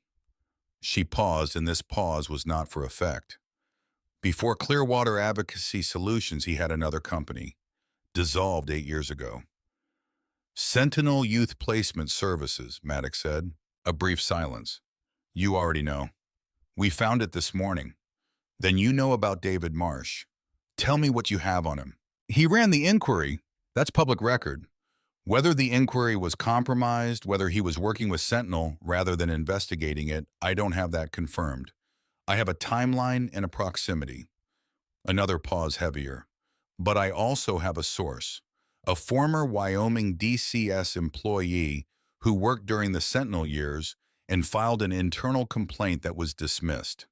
She's been sitting on it for 6 years. She corroborates the placement brokering. She says children were directed to specific homes through Sentinel that DCS would not have approved through standard channels. She says she tried to escalate and was told the inquiry had cleared everything. A beat. She's willing to go on record. The sound of everyone in the room breathing. Print it, Maddox said. I need the legal action on record first. Otherwise, it's me and a former employee against a federal judge's proximity to a dissolved company. That story doesn't survive the first call from Marsh's attorneys. Aldrich files at 7 tomorrow morning. Then I publish at 7 tomorrow morning. A pause. Mr. Callahan, this is going to move fast once it's out. It needs to move fast, Maddox said. That's the only way it doesn't get buried like everything else. The call ended. Ghost set his coffee down. He looked at the ceiling with the expression of a man who had finished recalculating the scope of the situation he was standing in and had arrived at a number larger than any previous estimate. Federal judge, he said. Proximity, Maddox said. Not confirmed. Proximity to a federal judge is still proximity to a federal judge. Ghost looked at him. Something in his face had shifted. The calculation finished, the answer reached and accepted. I need to make a call, he said. He pulled out his phone and walked to the far end of the kitchen, and Maddox did not listen because it was not his to hear. Ghost came back 4 minutes later. He set his phone on the table. She's at her grandmother's in Great Falls, he said. She got there an hour ago. Maddox nodded. Her mother thinks I'm paranoid. You're not. Ghost looked at the covered window, the moving blanket shifting slightly in the draft. He looked at the neon sign through the front glass, still buzzing red and amber, the same as it had been when Ethan walked through the door 18 hours ago, with his sister in his arms and 5 words and nowhere else left to go. What time do we need to be ready? Ghost said. Aldrich files at 7, Vance publishes simultaneously. If they move to block the filing, they'll move between 6 and 7. That's when the window is narrowest. Ghost nodded. He picked up his cold coffee and held it without drinking. He looked at the couch where Ethan and Lily were asleep again. Lily's arm draped across her brother's lap, both of them finally under the full weight of the day. He looked at Corbett Hale at the end of the table with a piece of pie Doc had arranged for him, picking at it slowly the way people eat when they are not yet used to meals being uncomplicated. Get some sleep, Ghost said to Maddox. In a while. Ghost moved toward the back hall. He stopped without turning. Maddox. A pause. Those kids have been through the worst. He disappeared down the hall. Maddox sat alone at the bar with the legal pad and the cold coffee and the neon sign and the particular silence of late night when the performance of the day has fallen away completely and what remains is just the unedited fact of things. He thought about Dillard's last real words before the concrete came through the window. I cannot, not will not, cannot. The word of a man who understood he was managing forces he did not control, who had made his offer in good faith from his own perspective, because his own survival was threaded through this arrangement, and he knew what the people above him were capable of, and was in his own way also trapped. He thought about 23 children across 11 years in 17 with no traceable outcome. He thought about Ethan writing a case number on his forearm in pen and refreshing it every few days so it would not fade. The handwriting of a child who had learned to treat information as currency and stored it where it could not be confiscated. The only safe place left. At 4:47 in the morning, his phone rang. Unknown number, Montana area code. The voice on the other end was a woman, middle-aged, careful, calling from a location she considered at least partially safe, but not entirely. Mr. Callahan, she said, my name is Patricia Greer. I was a DCS caseworker in Clearwater County for 9 years. I resigned 14 months ago. Maddox straightened on his stool. I know what's in the documents you sent to Sarah Vance. I know because I'm the one who started compiling them 4 years ago before I understood the full scope of what I was looking at. A pause, and in the pause the sound of wind at her location. Outdoor sounds. A woman standing somewhere outside in the early morning cold. I couldn't finish it. I had a family. They made that clear to me. Who made it clear? Dillard, and someone above Dillard. Another pause. I kept copies. I kept everything. I've been waiting for someone with real standing to be in a position where I could add what I have without getting buried alone. Maddox's hand tightened on the phone. What do you have? Names, she said. The principals. Not just Whitmore and Prine. The people who used the system they built. The ones who traveled to Harlan Creek and stayed at the Whitmore house on Friday nights. A beat. I have 6 names, Mr. Callahan. 2 of them are men whose names you would recognize without any context at all. The neon sign buzzed. The moving blanket over the broken window shifted in the draft. From the couch, Ethan's breathing was audible, slow and deep. The breathing of a boy who was finally asleep rather than listening for sounds in the dark. Can you get here by 6, Maddox said. I'm 40 minutes out, she said. I've been sitting in my car since midnight. She had been waiting, sitting in the dark on a side road 40 minutes away, watching to see if the lights of the Steel Reaper Clubhouse would still be burning in the hours before dawn, waiting to see if the particular people who had decided not to move would still be standing when the night ran out. Drive careful, he said. Roads are icy near the junction. He hung up. He sat with the phone in his hand for a moment. Then he got up and walked to the back hall and knocked on Doc's door, and Doc answered in 3 seconds, already awake, and Maddox said 2 sentences, and Doc was up and moving. He woke Ghost next, then Boone. He let Reese sleep another 30 minutes. The kid had been running for 18 hours and would need to be sharp. He made coffee. He stood at the kitchen window and watched the dark road and the tree line and the stars going dim at the eastern edge of the sky, and thought about a woman who had been sitting in her car in the dark for 5 hours with 6 names in her possession and a family she had been afraid for and 14 months of waiting behind her. Outside on Route 9, headlights appeared, moving slowly. A 10-year-old Subaru with a cracked front bumper, the careful pace of someone who had been alert for hours and was maintaining it. The car stopped at the lot entrance. Maddox went to the front door and opened it before she knocked. Patricia Greer was 52, with the kind of face that had been tired for a long time and had stopped trying to conceal it. Not defeated, just honest. She was carrying a backpack and a manila envelope, and she wore a coat that was good for Montana winters, and she walked through the door with her chin up and her hands steady and the expression of a woman who had been afraid for 14 months and had decided somewhere on a dark road between wherever she had been and here to stop leading with the fear. She looked at Maddox. She looked at the covered window. She looked at the 2 children on the couch, Ethan still asleep with Lily's arm across his lap. She looked at the legal pad on the bar with its web of names and lines and circled numbers. You got further than I expected, she said. You got here faster than I expected, Maddox said. She almost smiled. Almost. I've been ready for a year. I was just waiting for someone who wouldn't stop. She set the backpack on the bar and unzipped it. Inside a portable hard drive, a stack of documents in a folder with a rubber band around it, two USB drives labeled in small, precise handwriting. What I have corroborates your documents and extends them considerably. She paused. She looked at Maddox directly. When I tell you the names I have, there is no version of what happens next where this stays at the county level. You understand that? I understand. The people attached to these names will not respond the way Dillard responded.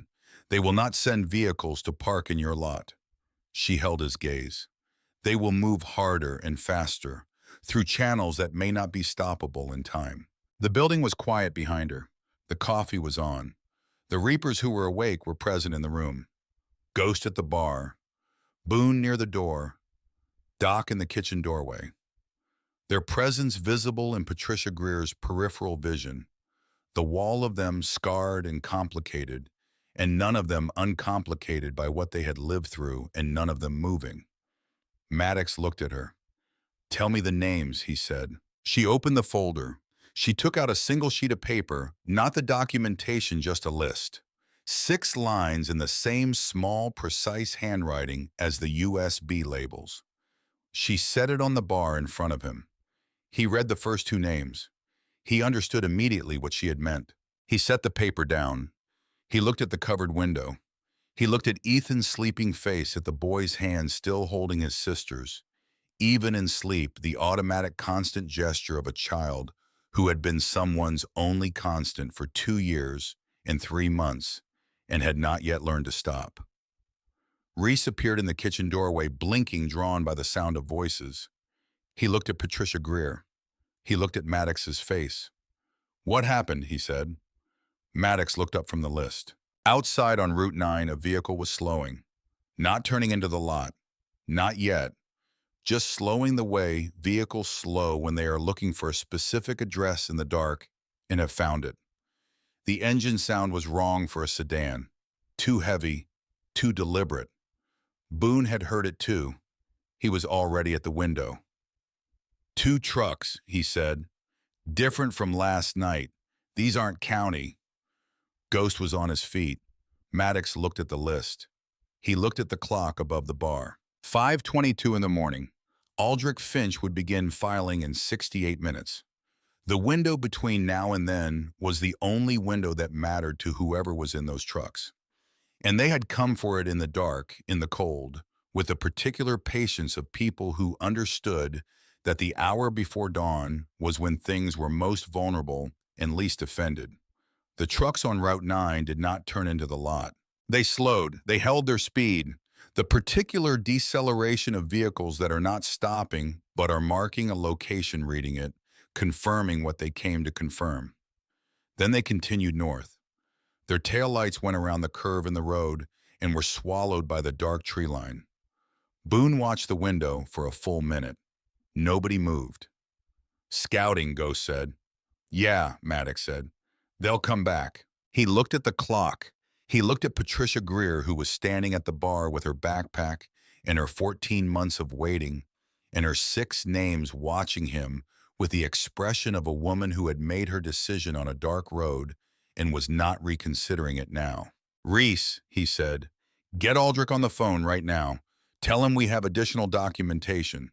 Tell him to push the filing time to 6:30 if he can get the clerk to accept it early. The earlier it's on record, the harder it is to stop." Reese was already moving. Maddox turned to Patricia Greer. "The hard drive. Walk me through it." And outside, somewhere on Route 9, 2 trucks were turning around in the dark, coming back. The hard drive contained 11 years of wire transfers. Patricia Greer walked Maddox through it at the kitchen table while Reese copied the files and Boone watched Route 9 through the front window, and the clock above the bar moved toward 5:30. She spoke in the careful, organized way of someone who had rehearsed this presentation many times in the quiet of a car parked on dark roads, waiting for a moment that kept not arriving. The transfers were not hidden. They had never needed to be hidden because the people responsible for finding them were the same people facilitating them. Foundation disbursements flowing from the Whitmore Family Foundation to 3 nonprofit entities across 2 states. Consulting payments from Clearwater County to Clearwater Advocacy Solutions. A third channel, quieter than the other two, running through a shell entity incorporated in Wyoming that appeared in no public filing Reese had found because it predated the public records portal by 4 years. 11 years of money moving in a pattern that was not visible if you looked at any single piece of it and became unmistakable if you looked at all of it together. And the correspondence? Emails between Dillard and the two names at the top of Patricia Greer's list. 17 months of them collected during the period when she still had access to the district server. Professional in tone, careful in language. The language of people who understood that written communication created records and had developed over time a vocabulary that conveyed meaning without stating it, that said what needed to be said in the space between the words. But the meaning was there, for anyone willing to read it correctly, for anyone willing to say out loud what the reading of it meant. You had access to the district server when you collected these, Maddox said. Yes. That creates legal exposure for you. I know. She looked at him steadily. I've been sitting with that exposure for 14 months. Your lawyer can address it. That's part of why I'm here. She paused. The other part is those children. She looked at the couch where Ethan and Lily were sleeping. She looked at them for a long moment, and something moved through her face that was not sentiment. Something older and more serious. The expression of a woman who had watched the machinery process children for 9 years and had finally, at the cost of her career and her sense of safety and 14 months of her life, decided that watching was no longer something she was able to do. I have children, she said. I kept telling myself that was why I had to be careful.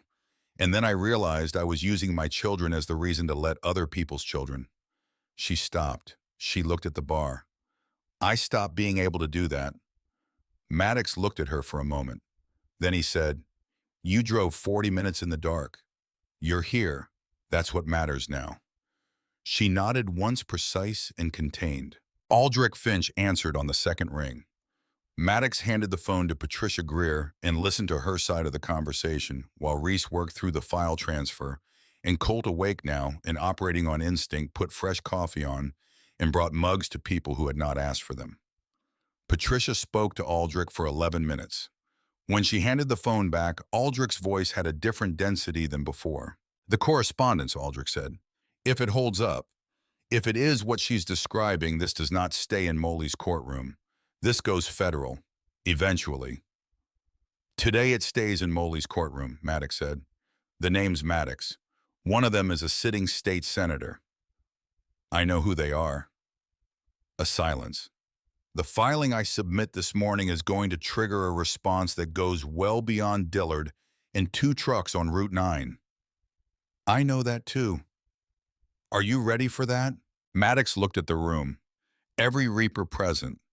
All of them awake, all of them holding coffee, all of them quiet with the particular quality of men who had processed the situation and reached their conclusion and were finished deliberating.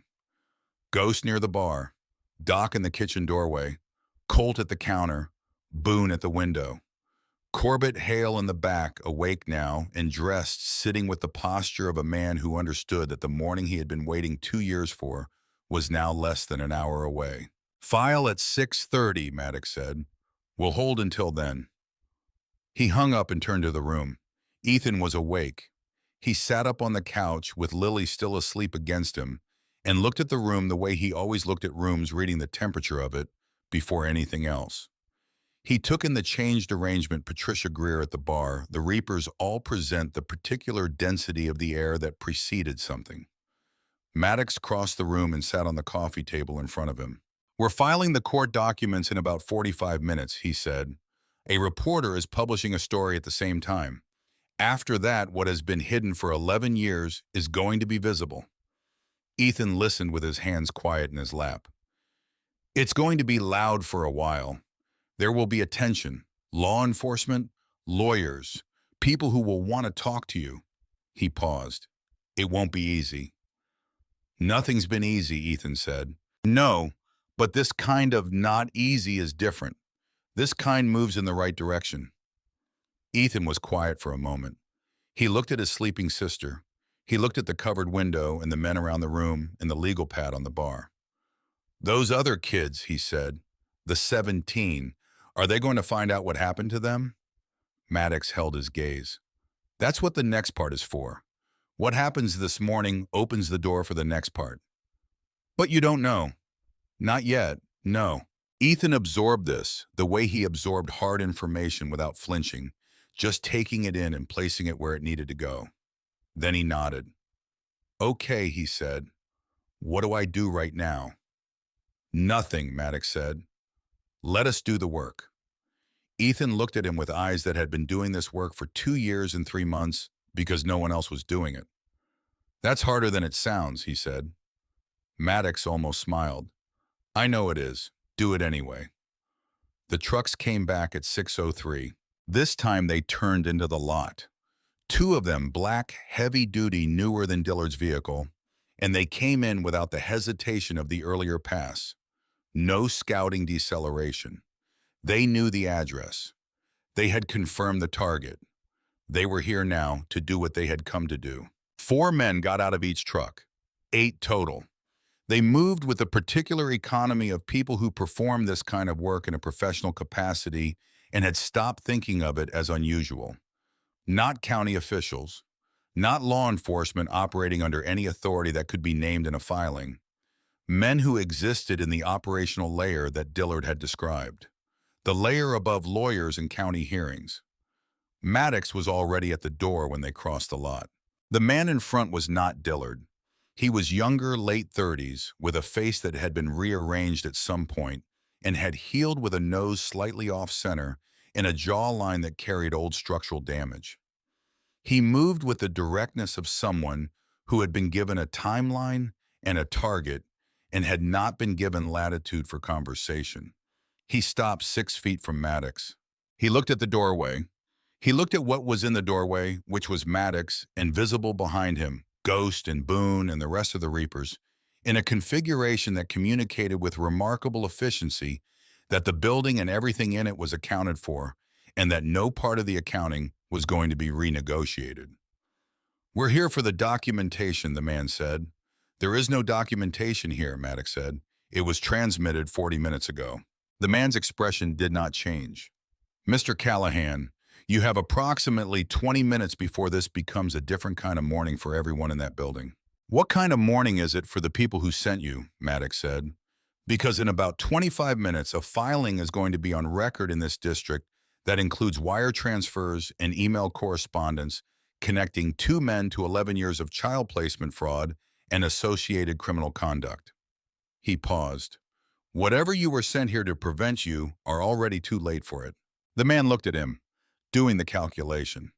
The specific quality of a professional reassessing his operational parameters when the operational parameters have changed. He looked at the building. He looked at the 8 men behind him. He looked at the Reapers in the doorway. Step aside, he said. No, Maddox said. What happened next was fast and not clean, and would leave marks on several people in ways both visible and not. But it was also in the way that these things sometimes are when the people involved have decided irrevocably what they are willing to give entirely inevitable. The first man moved toward the door. Boone hit him before he cleared the threshold. Not with his fists, with the full deliberate placement of a 6'4" former Navy corpsman between a threat and the thing he was protecting. The collision sent the man sideways into the doorframe hard enough to crack the wood. 2 more came at the doorway, and Ghost and Colt were there. The fight that happened in the entrance of the Steel Reaper Clubhouse in the pre-dawn dark of a Montana winter morning was loud and close quarters and ugly in the specific way that real physical confrontations are ugly. No choreography, no clean movements, just the raw, expensive labor of bodies refusing to give ground to other bodies, each side spending something that could not be fully recovered. Maddox took a hit to his left ribs in the first 20 seconds that he registered and set aside. He put the man who hit him on the ground with an efficiency that cost more than it once would have, and moved to the next problem without pausing. His breath was loud in his own ears. The cold was everywhere. Doc had moved the children to the back room before the first man came through the door. He had not been asked. He had simply read the building the way he read all situations and done the thing that needed doing. The way Doc always did the thing that needed doing quietly and without requiring acknowledgement. Corbett Hale was with them. His voice was audible through the wall, low and steady, talking to Lily about the hotel in Billings, about the swimming pool on the fourth floor that looked out over the city lights at night. He built a small, specific island of ordinary in the middle of something that was not ordinary at all, and he maintained it. Inside the back room, Lily was sitting on the cot with her gray blanket around her shoulders and her cards in her hands. She was listening to the sounds from the other room, and her eyes were moving the way they moved when she was calculating whether the world required her to be scared. Ethan was standing at the back room door. He had heard Aldrich's call. He had heard every word of it. He had stood in the hallway and listened to the news that Gerald Fitch had filed a motion at 6:15 to block the court filing, and he had understood immediately what it meant because he had spent 2 years learning exactly how the machinery worked, exactly how it stopped things, exactly what it looked like when the system folded back on itself and swallowed the evidence. He knew this feeling. He had been inside this feeling for 2 years and 3 months, the feeling of the floor giving way. He looked at the phone on the small table beside the door. Reese's phone set down when Reese moved to help at the entrance. Unlocked, screen still lit. Ethan picked it up. He pulled up his left sleeve. The case number was still there. The string of digits in fading blue ink on his inner forearm maintained through all of it, through the blizzard and the fever and the last 30 hours, because it was the only thing he had that no one could take a photo of and confiscate the only piece of information that lived on his body and moved when he moved. He dialed the advocacy hotline number from memory. He had called it 4 months ago from a borrowed phone at the school library. He had called it back 2 months later when the case was still under review. He knew the number the way he knew the case number. The way you know things you have needed to know badly enough for long enough that they stop being information you remember and become part of the architecture of how you think. It rang twice. A woman answered. Night shift, different voice than before, but the same careful, professional warmth of people trained to receive calls like his. He identified himself. He gave the case number. He said he needed to speak to whoever had worked the Whitmore complaint. There was a brief hold. Then a different woman, older. The voice of someone pulled from a back office rather than a frontline desk. She remembered his case. She asked how he was. She asked where he was calling from. He told her he was somewhere safe. He told her what was happening. He told her about the motion to block the court filing, about the documentation about Sarah Vance and the Helena Tribune. And then the woman said something that Ethan had not known and had not expected, and that changed the geometry of the entire morning. She told him that their office had contacted Sarah Vance 8 months ago, that they had provided her with the initial information about the Whitmore placement pattern, that Vance had been working the story since then, but had been unable to proceed to publication without independently verifiable documentary evidence, the kind that could withstand the legal pressure that would come the moment she published names. The documentation Reese had sent was that evidence. But there was a second layer of verification that Vance still needed for the court connection, the Marsh connection, the federal dimension. The kind of independent corroboration that could not come from documents alone.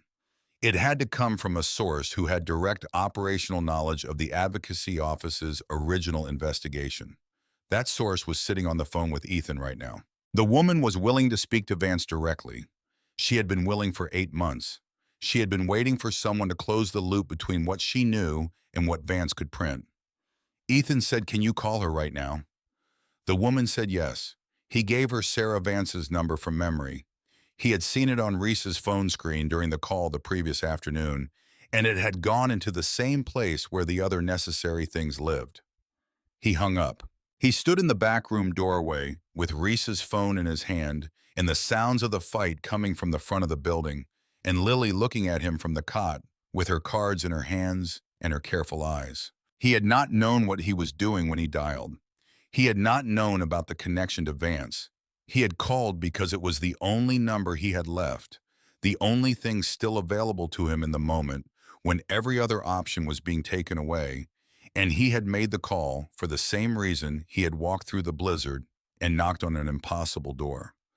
Because when everything else is closed, you go to the one thing still open and you push. 2 minutes and 40 seconds later, two Harlan Creek Sheriff's Patrol cars turned into the lot with their lights going, and the deputy from the night before stepped out of the first car with the wide, careful stance of a man arriving at a scene worse than dispatch described. The 8 men from the truck stopped. The fight stopped. Maddox was breathing hard. There was blood on his right hand from a cut across his knuckles, and his left ribs were sending a continuous message that he was deferring until there was time to receive it. Boone had a gash above his eyebrow. Ghost's left hand was wrong in a way that suggested 2 to 3 weeks of favoring it. Colt had a split at his lower lip that matched Ethan's exactly and would have been darkly funny in a different moment. The older deputy looked at the lot. He looked at the 8 men. He looked at Maddox. "Called it in an hour ago," the deputy said. "Suspicious vehicles on Route 9. He looked at Maddox with an expression that was not entirely official and had not been entirely official since the previous night, when a 12-year-old boy had arranged himself with the practiced posture of someone accustomed to institutional scrutiny and had said that nobody had forced him to do anything since last night and that this was new. "Seemed like something worth watching." "Appreciate it," Maddox said. The men from the trucks gave names that were real, but attached to nothing that would hold them for long. The names of men who worked through layers of insulation, sent here by people who were already in offices and homes elsewhere in Montana, learning in those same minutes that the morning had not gone according to plan. At 6:31, Maddox's phone buzzed with a text from Aldrich Finch. 2 words: filed, confirmed. 60 seconds later, Reese held up his laptop from the kitchen doorway, screen facing out. The Helena Tribune website, Sarah Vance's byline at the top, the headline visible from across the room. The story was live. Maddox did not need to read beyond the first paragraph to understand that something had crossed a threshold that could not be uncrossed. That the architecture of 11 years, the contracts and the overrides, and the dissolved foundation, and the rotating caseworkers, and the plaques and the Friday nights, and the 17 children with no traceable outcome was now visible in the kind of light that did not go back out once it was on. He read the 2 names at the top of the article. He set his phone down on the bar. Outside it was beginning to get light. Not sunrise yet, but the sky at the eastern tree line had gone from black to deep gray to the particular blue that preceded actual dawn, and the stars were going out one by one, and the snow on the ground had taken on the faint luminescence that snow gets when the dark begins to lift. The neon sign above the door was still buzzing, red and amber, still going. Lily appeared in the hallway. She was wearing the Steel Reaper t-shirt that came to her knees and the gray blanket around her shoulders, and her hair was the disaster of a child who had slept hard and cared nothing about it. She was looking at the room with her careful eyes running the scan, locating her brother, and then she looked at Maddox. She crossed the room without hesitation. No calculation, no pause. Just a small child walking toward an adult who was hurt with the directness of someone who had decided the assessment was complete and the conclusion was safe. She stopped in front of him. She looked at the cut on his right hand.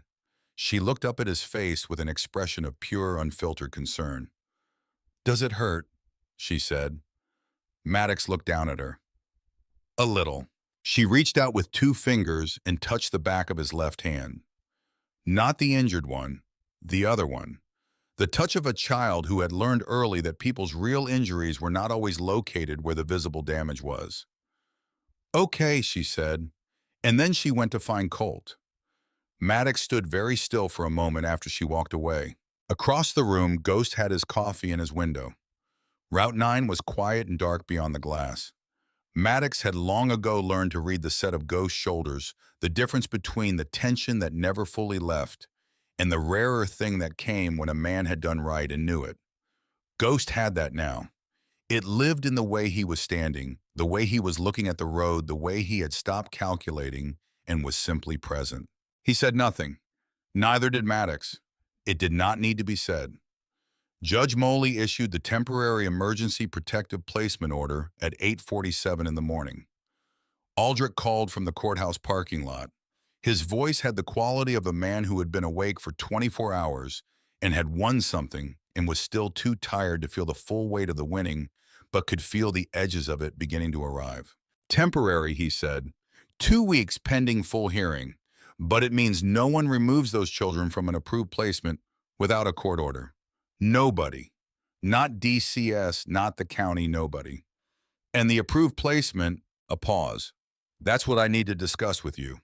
DCS cannot be the placement authority given the documented conflicts of interest, which means we need either an emergency foster certification or a guardian assignment. Another pause. The fastest pathway given the circumstances and the existing relationship and the children's own express preference. What did they say? Ethan spoke to my paralegal this morning while you were outside. He said he wanted to stay at the clubhouse. He used the word safe.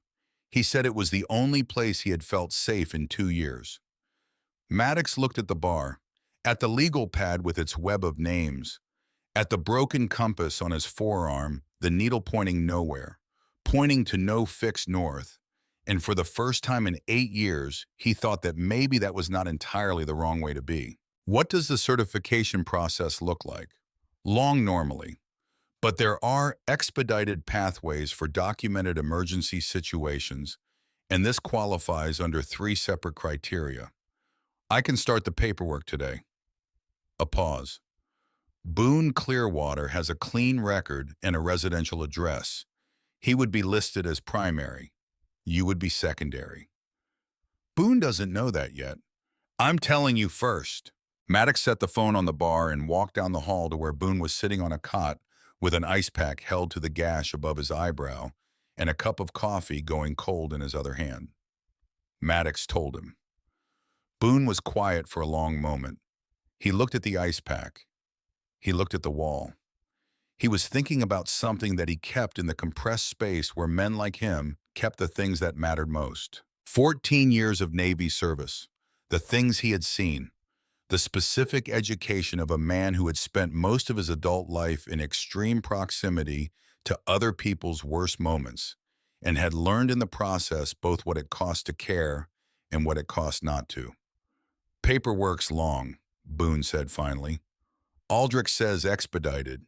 He thinks 2 weeks. Boone turned the ice pack over. He looked at his coffee. You're asking me because I have the residential address. I'm asking you because Lily already trusts you and she doesn't trust easily.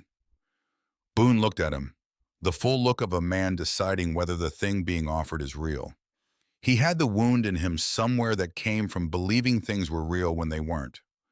Most of the Reapers did in configurations shaped by the particular ways their lives had taught them that what looked like solid ground sometimes wasn't. All right, he said. All right. Stop looking at me like that, Boone said, not without warmth. Maddox went back to the phone. 2 federal agents arrived at Aldrich Finch's office at 1 in the afternoon with business cards and the expression of people who had been reading documentation for several hours and had arrived at questions that required more than documentation to answer. Aldrich called from the parking lot afterward. They're serious, he said. Multi-county, possibly multi-state given the Sentinel, Wyoming connection. A pause. They want to speak to Corbett today if possible. Maddox told Corbett. Corbett sat with it for a moment, the weight of it, the scope. Then he said with the flat, precise clarity of a 20-year-old who had organized his entire existence around the project of being believed by someone in a position to act on it, tell them I'll talk as long as they need. Patricia Greer spent 3 hours with Aldrich going through the hard drive documentation. At 3 in the afternoon, she sat in the main room with a cup of coffee and the expression of a woman who had set down something very heavy and was still feeling the phantom weight of it. Ethan sat across from her. They did not speak for the first few minutes. The silence between them had the quality of 2 people who had survived adjacently from different positions in different distances and recognized it without needing to announce it. Colt had made real food actual meals rather than toast and soup, and they were both eating. You were there when it started, Ethan said finally. Patricia Greer looked at him. Why didn't you stop it sooner? The question was not accusatory. It was the question of a 12-year-old who had spent 2 years trying to understand why the systems designed to help him had instead processed him, and who was now sitting across from someone who had been inside one of those systems and might have an actual answer. Patricia Greer looked at him for a long moment. She looked at the table. She looked back up. Because I told myself I needed to be sure, she said. And when I was sure, I told myself I needed more documentation. And when I had more documentation, I told myself I needed to protect my family first. She paused. Every reason felt real when I was inside it. None of them were wrong exactly. Ethan held her gaze. He was processing the acknowledgement, the plain statement of a thing without the machinery of excuse wrapped around it. He had not received many plain statements in 2 years and 3 months. Okay, he said. She looked at him. That's all. I'm tired of being angry, Ethan said. The flatness had left his voice, replaced by something that was its own specific exhaustion, not defeat. The weariness of a child who has been running for so long that when the running finally stops, the anger he used as fuel has nowhere left to go and becomes something quieter and more complicated. I don't have enough left to stay mad at everyone who should have done something sooner. He looked at his coffee mug. I just want things to be different from now on. Patricia Greer looked at the boy across the table and did not trust herself to speak for a moment. When she did, her voice was even. Things are going to be different from now on, she said. That part I can promise you.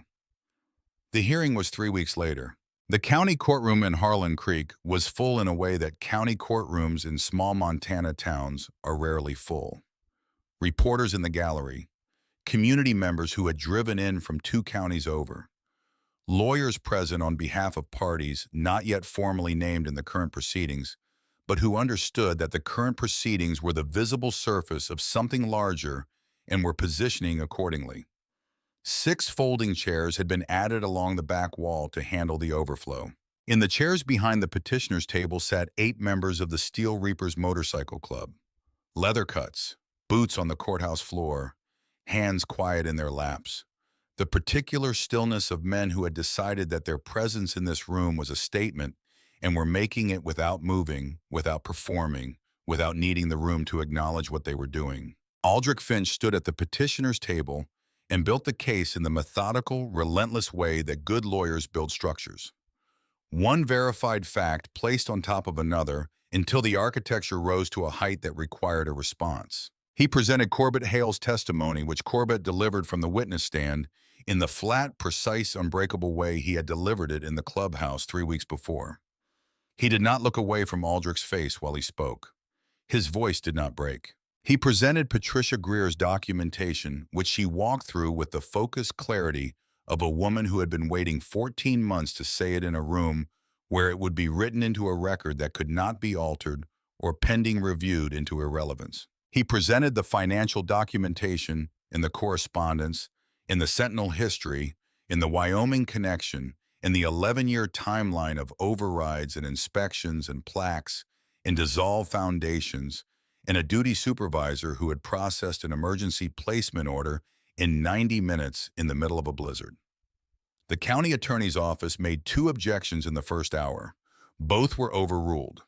After the second overruling, they stopped making objections. Maddox sat in the gallery with his people and watched. He watched Aldrich work.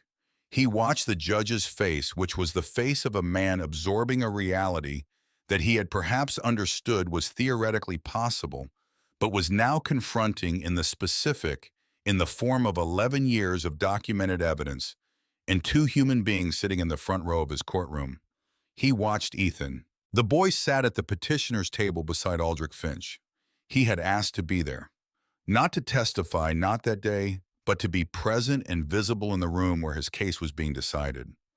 Maddox had offered a brief argument against it, and then had not argued further because Ethan's expression when he asked had been the expression of a person exercising the first real agency they had been permitted in a long time, and that was not something Maddox was willing to take from him. Ethan sat with his back straight and his hands on the table, and his chin level, and he watched the proceedings with the focused attention of a student who has been waiting a very long time to take the exam that will tell him whether the studying mattered. His face was still. His face was always still. But when Aldrich presented the initial complaint record from 9 years prior with the handwritten notation in the margin that read, "Prior complaint record non-substantive county override per director," Caswell Ethan's hands pressed flat against the table surface. Just the hands. A small downward pressure barely visible from the gallery. The quiet physical expression of something that had no other available outlet in that room at that moment. Maddox saw it. He did not look away. At 1:15 in the afternoon, Judge Moley issued the permanent protective placement order. He issued it in the measured language of judicial documents, and beneath the careful language was the architecture that Aldrich had built piece by piece across the morning. The documented pattern, the verified misconduct, the corroborated testimony of a young man who had waited 2 years for someone to be willing to receive it. A law enforcement referral for criminal investigation was simultaneously forwarded to the state attorney general's office, and through a mechanism Aldrich had prepared for the federal jurisdiction, given the multi-county and multi-state scope of the Sentinel connection. Dale and Sandra Whitmore were taken into custody at 2 in the afternoon at their residence on the east side of Harlan Creek. Director Prine resigned his position before 4 o'clock. Stacy Pruitt was placed on administrative leave pending investigation. Gerald Fitch, county attorney, announced at 5 that he would not seek re-election. The state senator issued a full denial, retained 4 lawyers, and flew to Washington.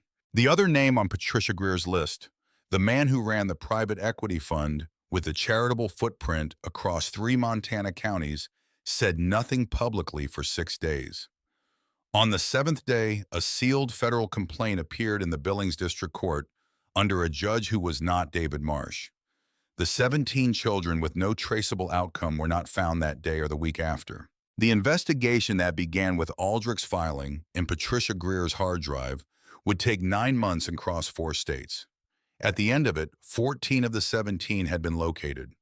3 remained unaccounted for. The weight of those 3 settled into a specific place in Maddox Callahan's chest that he did not speak about and did not display, and had decided without ceremony and without being asked to carry for the rest of his life. But that was later. On the evening of the hearing, the Sunrise Diner on Route 9 was open until 10, the way it always was, warm light spilling yellow through the plate glass windows onto the snowpacked parking lot.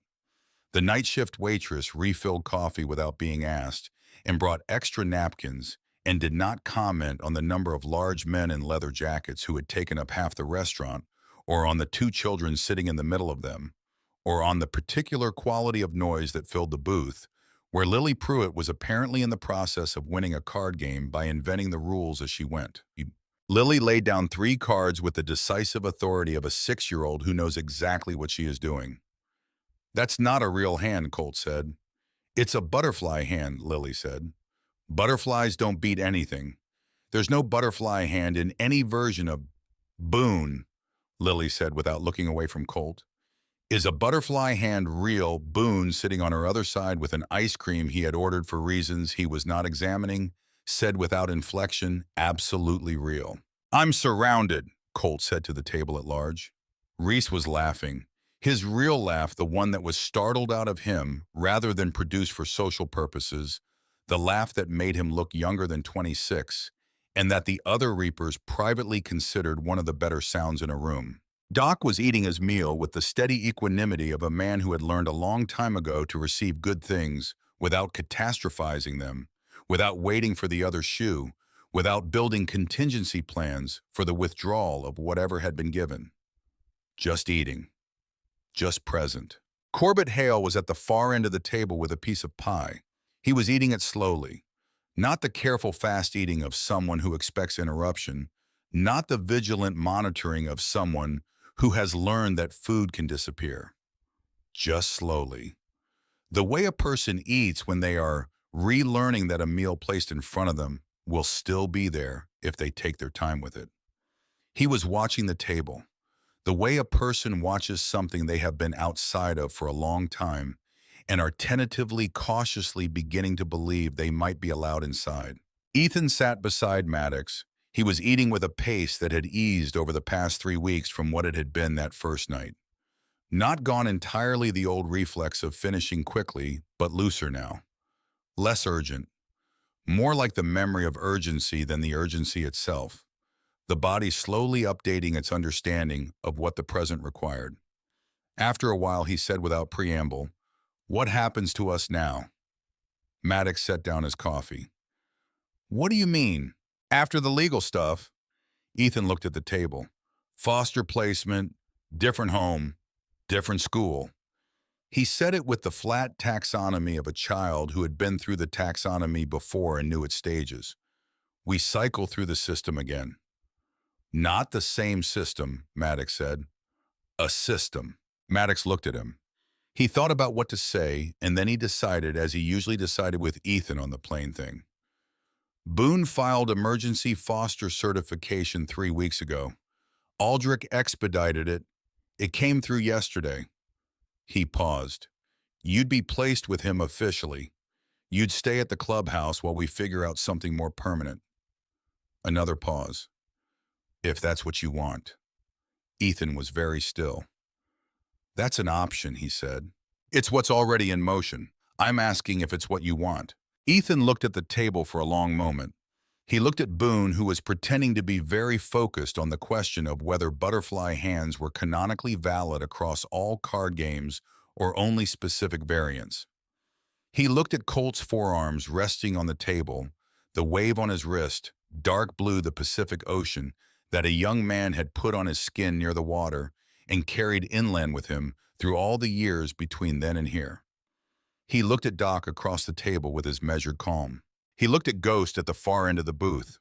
Not at the window this time. Present at the table, coffee in hand, listening to the argument about butterfly hands, with the expression of a man who has done the right thing at real cost and has arrived somewhere on the other side of it that feels, if not entirely like peace, then like its close and honest neighbor.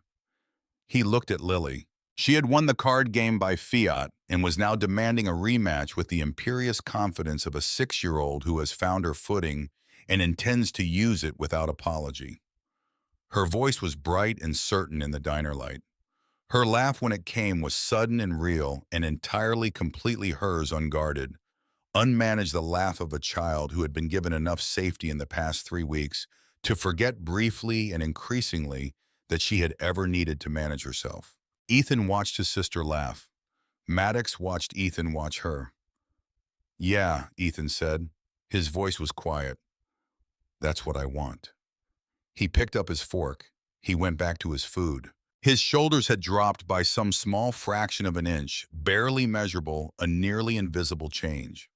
The particular relaxation of a body that has been braced for a very long time and has finally cautiously, tentatively begun to believe that the bracing might not be necessary anymore, that the floor might hold, that the door that was still lit when everything else went dark might stay lit for a while. 3 months later in the spring, when the snow had pulled back to the north-facing slopes and the grass along Route 9 had come up green, and the days were long enough to still carry light at 7 in the evening, the Steel Reapers established the Haven Project. There was no ceremony. Aldrich filed the nonprofit paperwork on a Thursday, and it was approved the following Tuesday, and the first board meeting was in the back room of the clubhouse, with 6 people and a pot of coffee and a legal pad that was not Maddox's old one, but looked enough like it that he noticed. The Haven Project's mission was direct: emergency support, legal advocacy, and community resources for children and families failed by standard institutional channels, connecting them with networks of people willing to act when systems would not. Ghost ran the legal coordination. The geometry of his mind, the way he traced lines of responsibility and identified which pressure point would yield and which would only push back harder, translated without friction into the work of knowing which official to call and which document to file and which room to put the right people in together. Doc ran the medical intake, the preliminary assessments, the quiet conversations with children who needed someone who could absorb whatever they said without changing expression. Colt cooked. This was not a metaphor. He cooked for every intake, every family that came through, because he understood something that could not be articulated in a mission statement. That the first thing a person needs when the world has failed them is not a legal brief. It is warmth. It is food that someone made with their hands and set in front of you without conditions. Reese built the documentation systems, the intake records and case tracking, and secure communication channels that kept the work from being disrupted the way the Whitmore network had disrupted things for 11 years. Boone answered the phone. This was in practical terms the most important job. He answered it at 2 in the morning and at 6 in the morning and during meals and during rides. He answered it with the same voice every time, unhurried and steady, containing everything that voice had learned to contain across 14 years of service and the years after. People who called in the worst hours of their worst nights heard that voice and understood that the other end of the line was held by someone who was not going to be moved. Maddox ran the club. He still rode. He still sat at the bar with coffee going cold and the legal pad nearby. He still had the broken compass on his forearm, and sometimes in the worst hours of the worst nights, looked at it and thought about what it meant to move without the instrument, to choose direction from somewhere other than a fixed point. He had not resolved that question. He had decided that resolving it was not the point. The compass was broken. You moved anyway. You found the direction not from the needle, but from the decision. 8 years he had worn it as a reminder of what he had lost. Now some nights it felt like something else. On an evening in December, the first full year after the snowstorm, Maddox was sitting on the front step of the clubhouse. The cold had come back, not a blizzard, just the steady, honest Montana cold temperature in the teens, the sky clear and hard and full of stars, the way it got at altitude when the air was clean and the clouds had moved on. The Harley engines in the lot were warm from an afternoon ride, cooling now in the dark metal, contracting with soft clicks. The neon sign buzzed above him, red and amber, still going. He heard the door behind him open and Ethan sat down beside him. 13, now 3 inches taller than he had been the previous November. Still watchful, still careful, but the watchfulness had changed character over the months. Less the tactical scan of a child monitoring for threats. More the observant attention of a person who had learned that watching carefully was not always about danger. That sometimes the world was worth looking at simply because it was there, and because looking was something you could do freely when you were no longer spending all of it on survival. They sat in silence for a while. It was something they had developed the habit of over the months without planning to. The comfortable quiet of two people who had learned each other's silences and stopped needing to fill them. From inside, Lily's voice was audible, demanding that Colt arbitrate some dispute with the seriousness of a head of state presenting a treaty matter. Colt's response was the long-suffering voice of a man who had agreed to serve as impartial witness in a card game and was discovering the full implications of that commitment. Ghost's dry laugh, the sound of boots on the wood floor. Then Boone's voice, the steady, low rumble of it, making some pronouncement that drew a cheer from Lily and a groan from Colt, and then everyone laughing. The sound of people who had found each other. Ethan was looking at the sky. Doc said the investigation found 2 more of them, he said. The 17. Yeah, this morning. 14 now. 14 now. Ethan was quiet for a moment. 3 still. 3 still. He looked at the stars for a while. Then he looked at the parking lot, at the bikes in their rows, at the snow along the fence line, catching the amber light from the sign. He pulled his jacket tighter. A real jacket, the right size, the right weight for a Montana. December, the kind of jacket a kid was supposed to have. He had not made note of it when Boone brought it home 3 months ago. He had just put it on. But Maddox had noticed. The not noticing of it was its own thing. Are you going to stop looking? Ethan said. Maddox looked at the compass on his forearm. The broken needle. The direction it could not give. 8 years ago, he had gotten it because the needle being broken felt like the truest thing about him. A man without a fixed north. A man who had lost the thing that told him which way was right. He thought about a boy walking 6 miles through a blizzard with his sister in his arms, going to the one door still lit. He thought about what it had cost to look for help for a year and find nothing, and what it cost afterward to be the person who decided to look back. The needle had never pointed anywhere, and yet here they were. "No," he said. Ethan nodded slowly. He looked at the stars for another moment. "Me neither," he said. They sat there in the cold for a while longer. The man and the boy, while behind them the building was warm and loud with the sounds of people who had found each other in the particular way that people do when the systems that were supposed to hold them have failed, and they have decided stubbornly and without ceremony to hold each other instead. The neon sign buzzed above the door, red and amber, still going.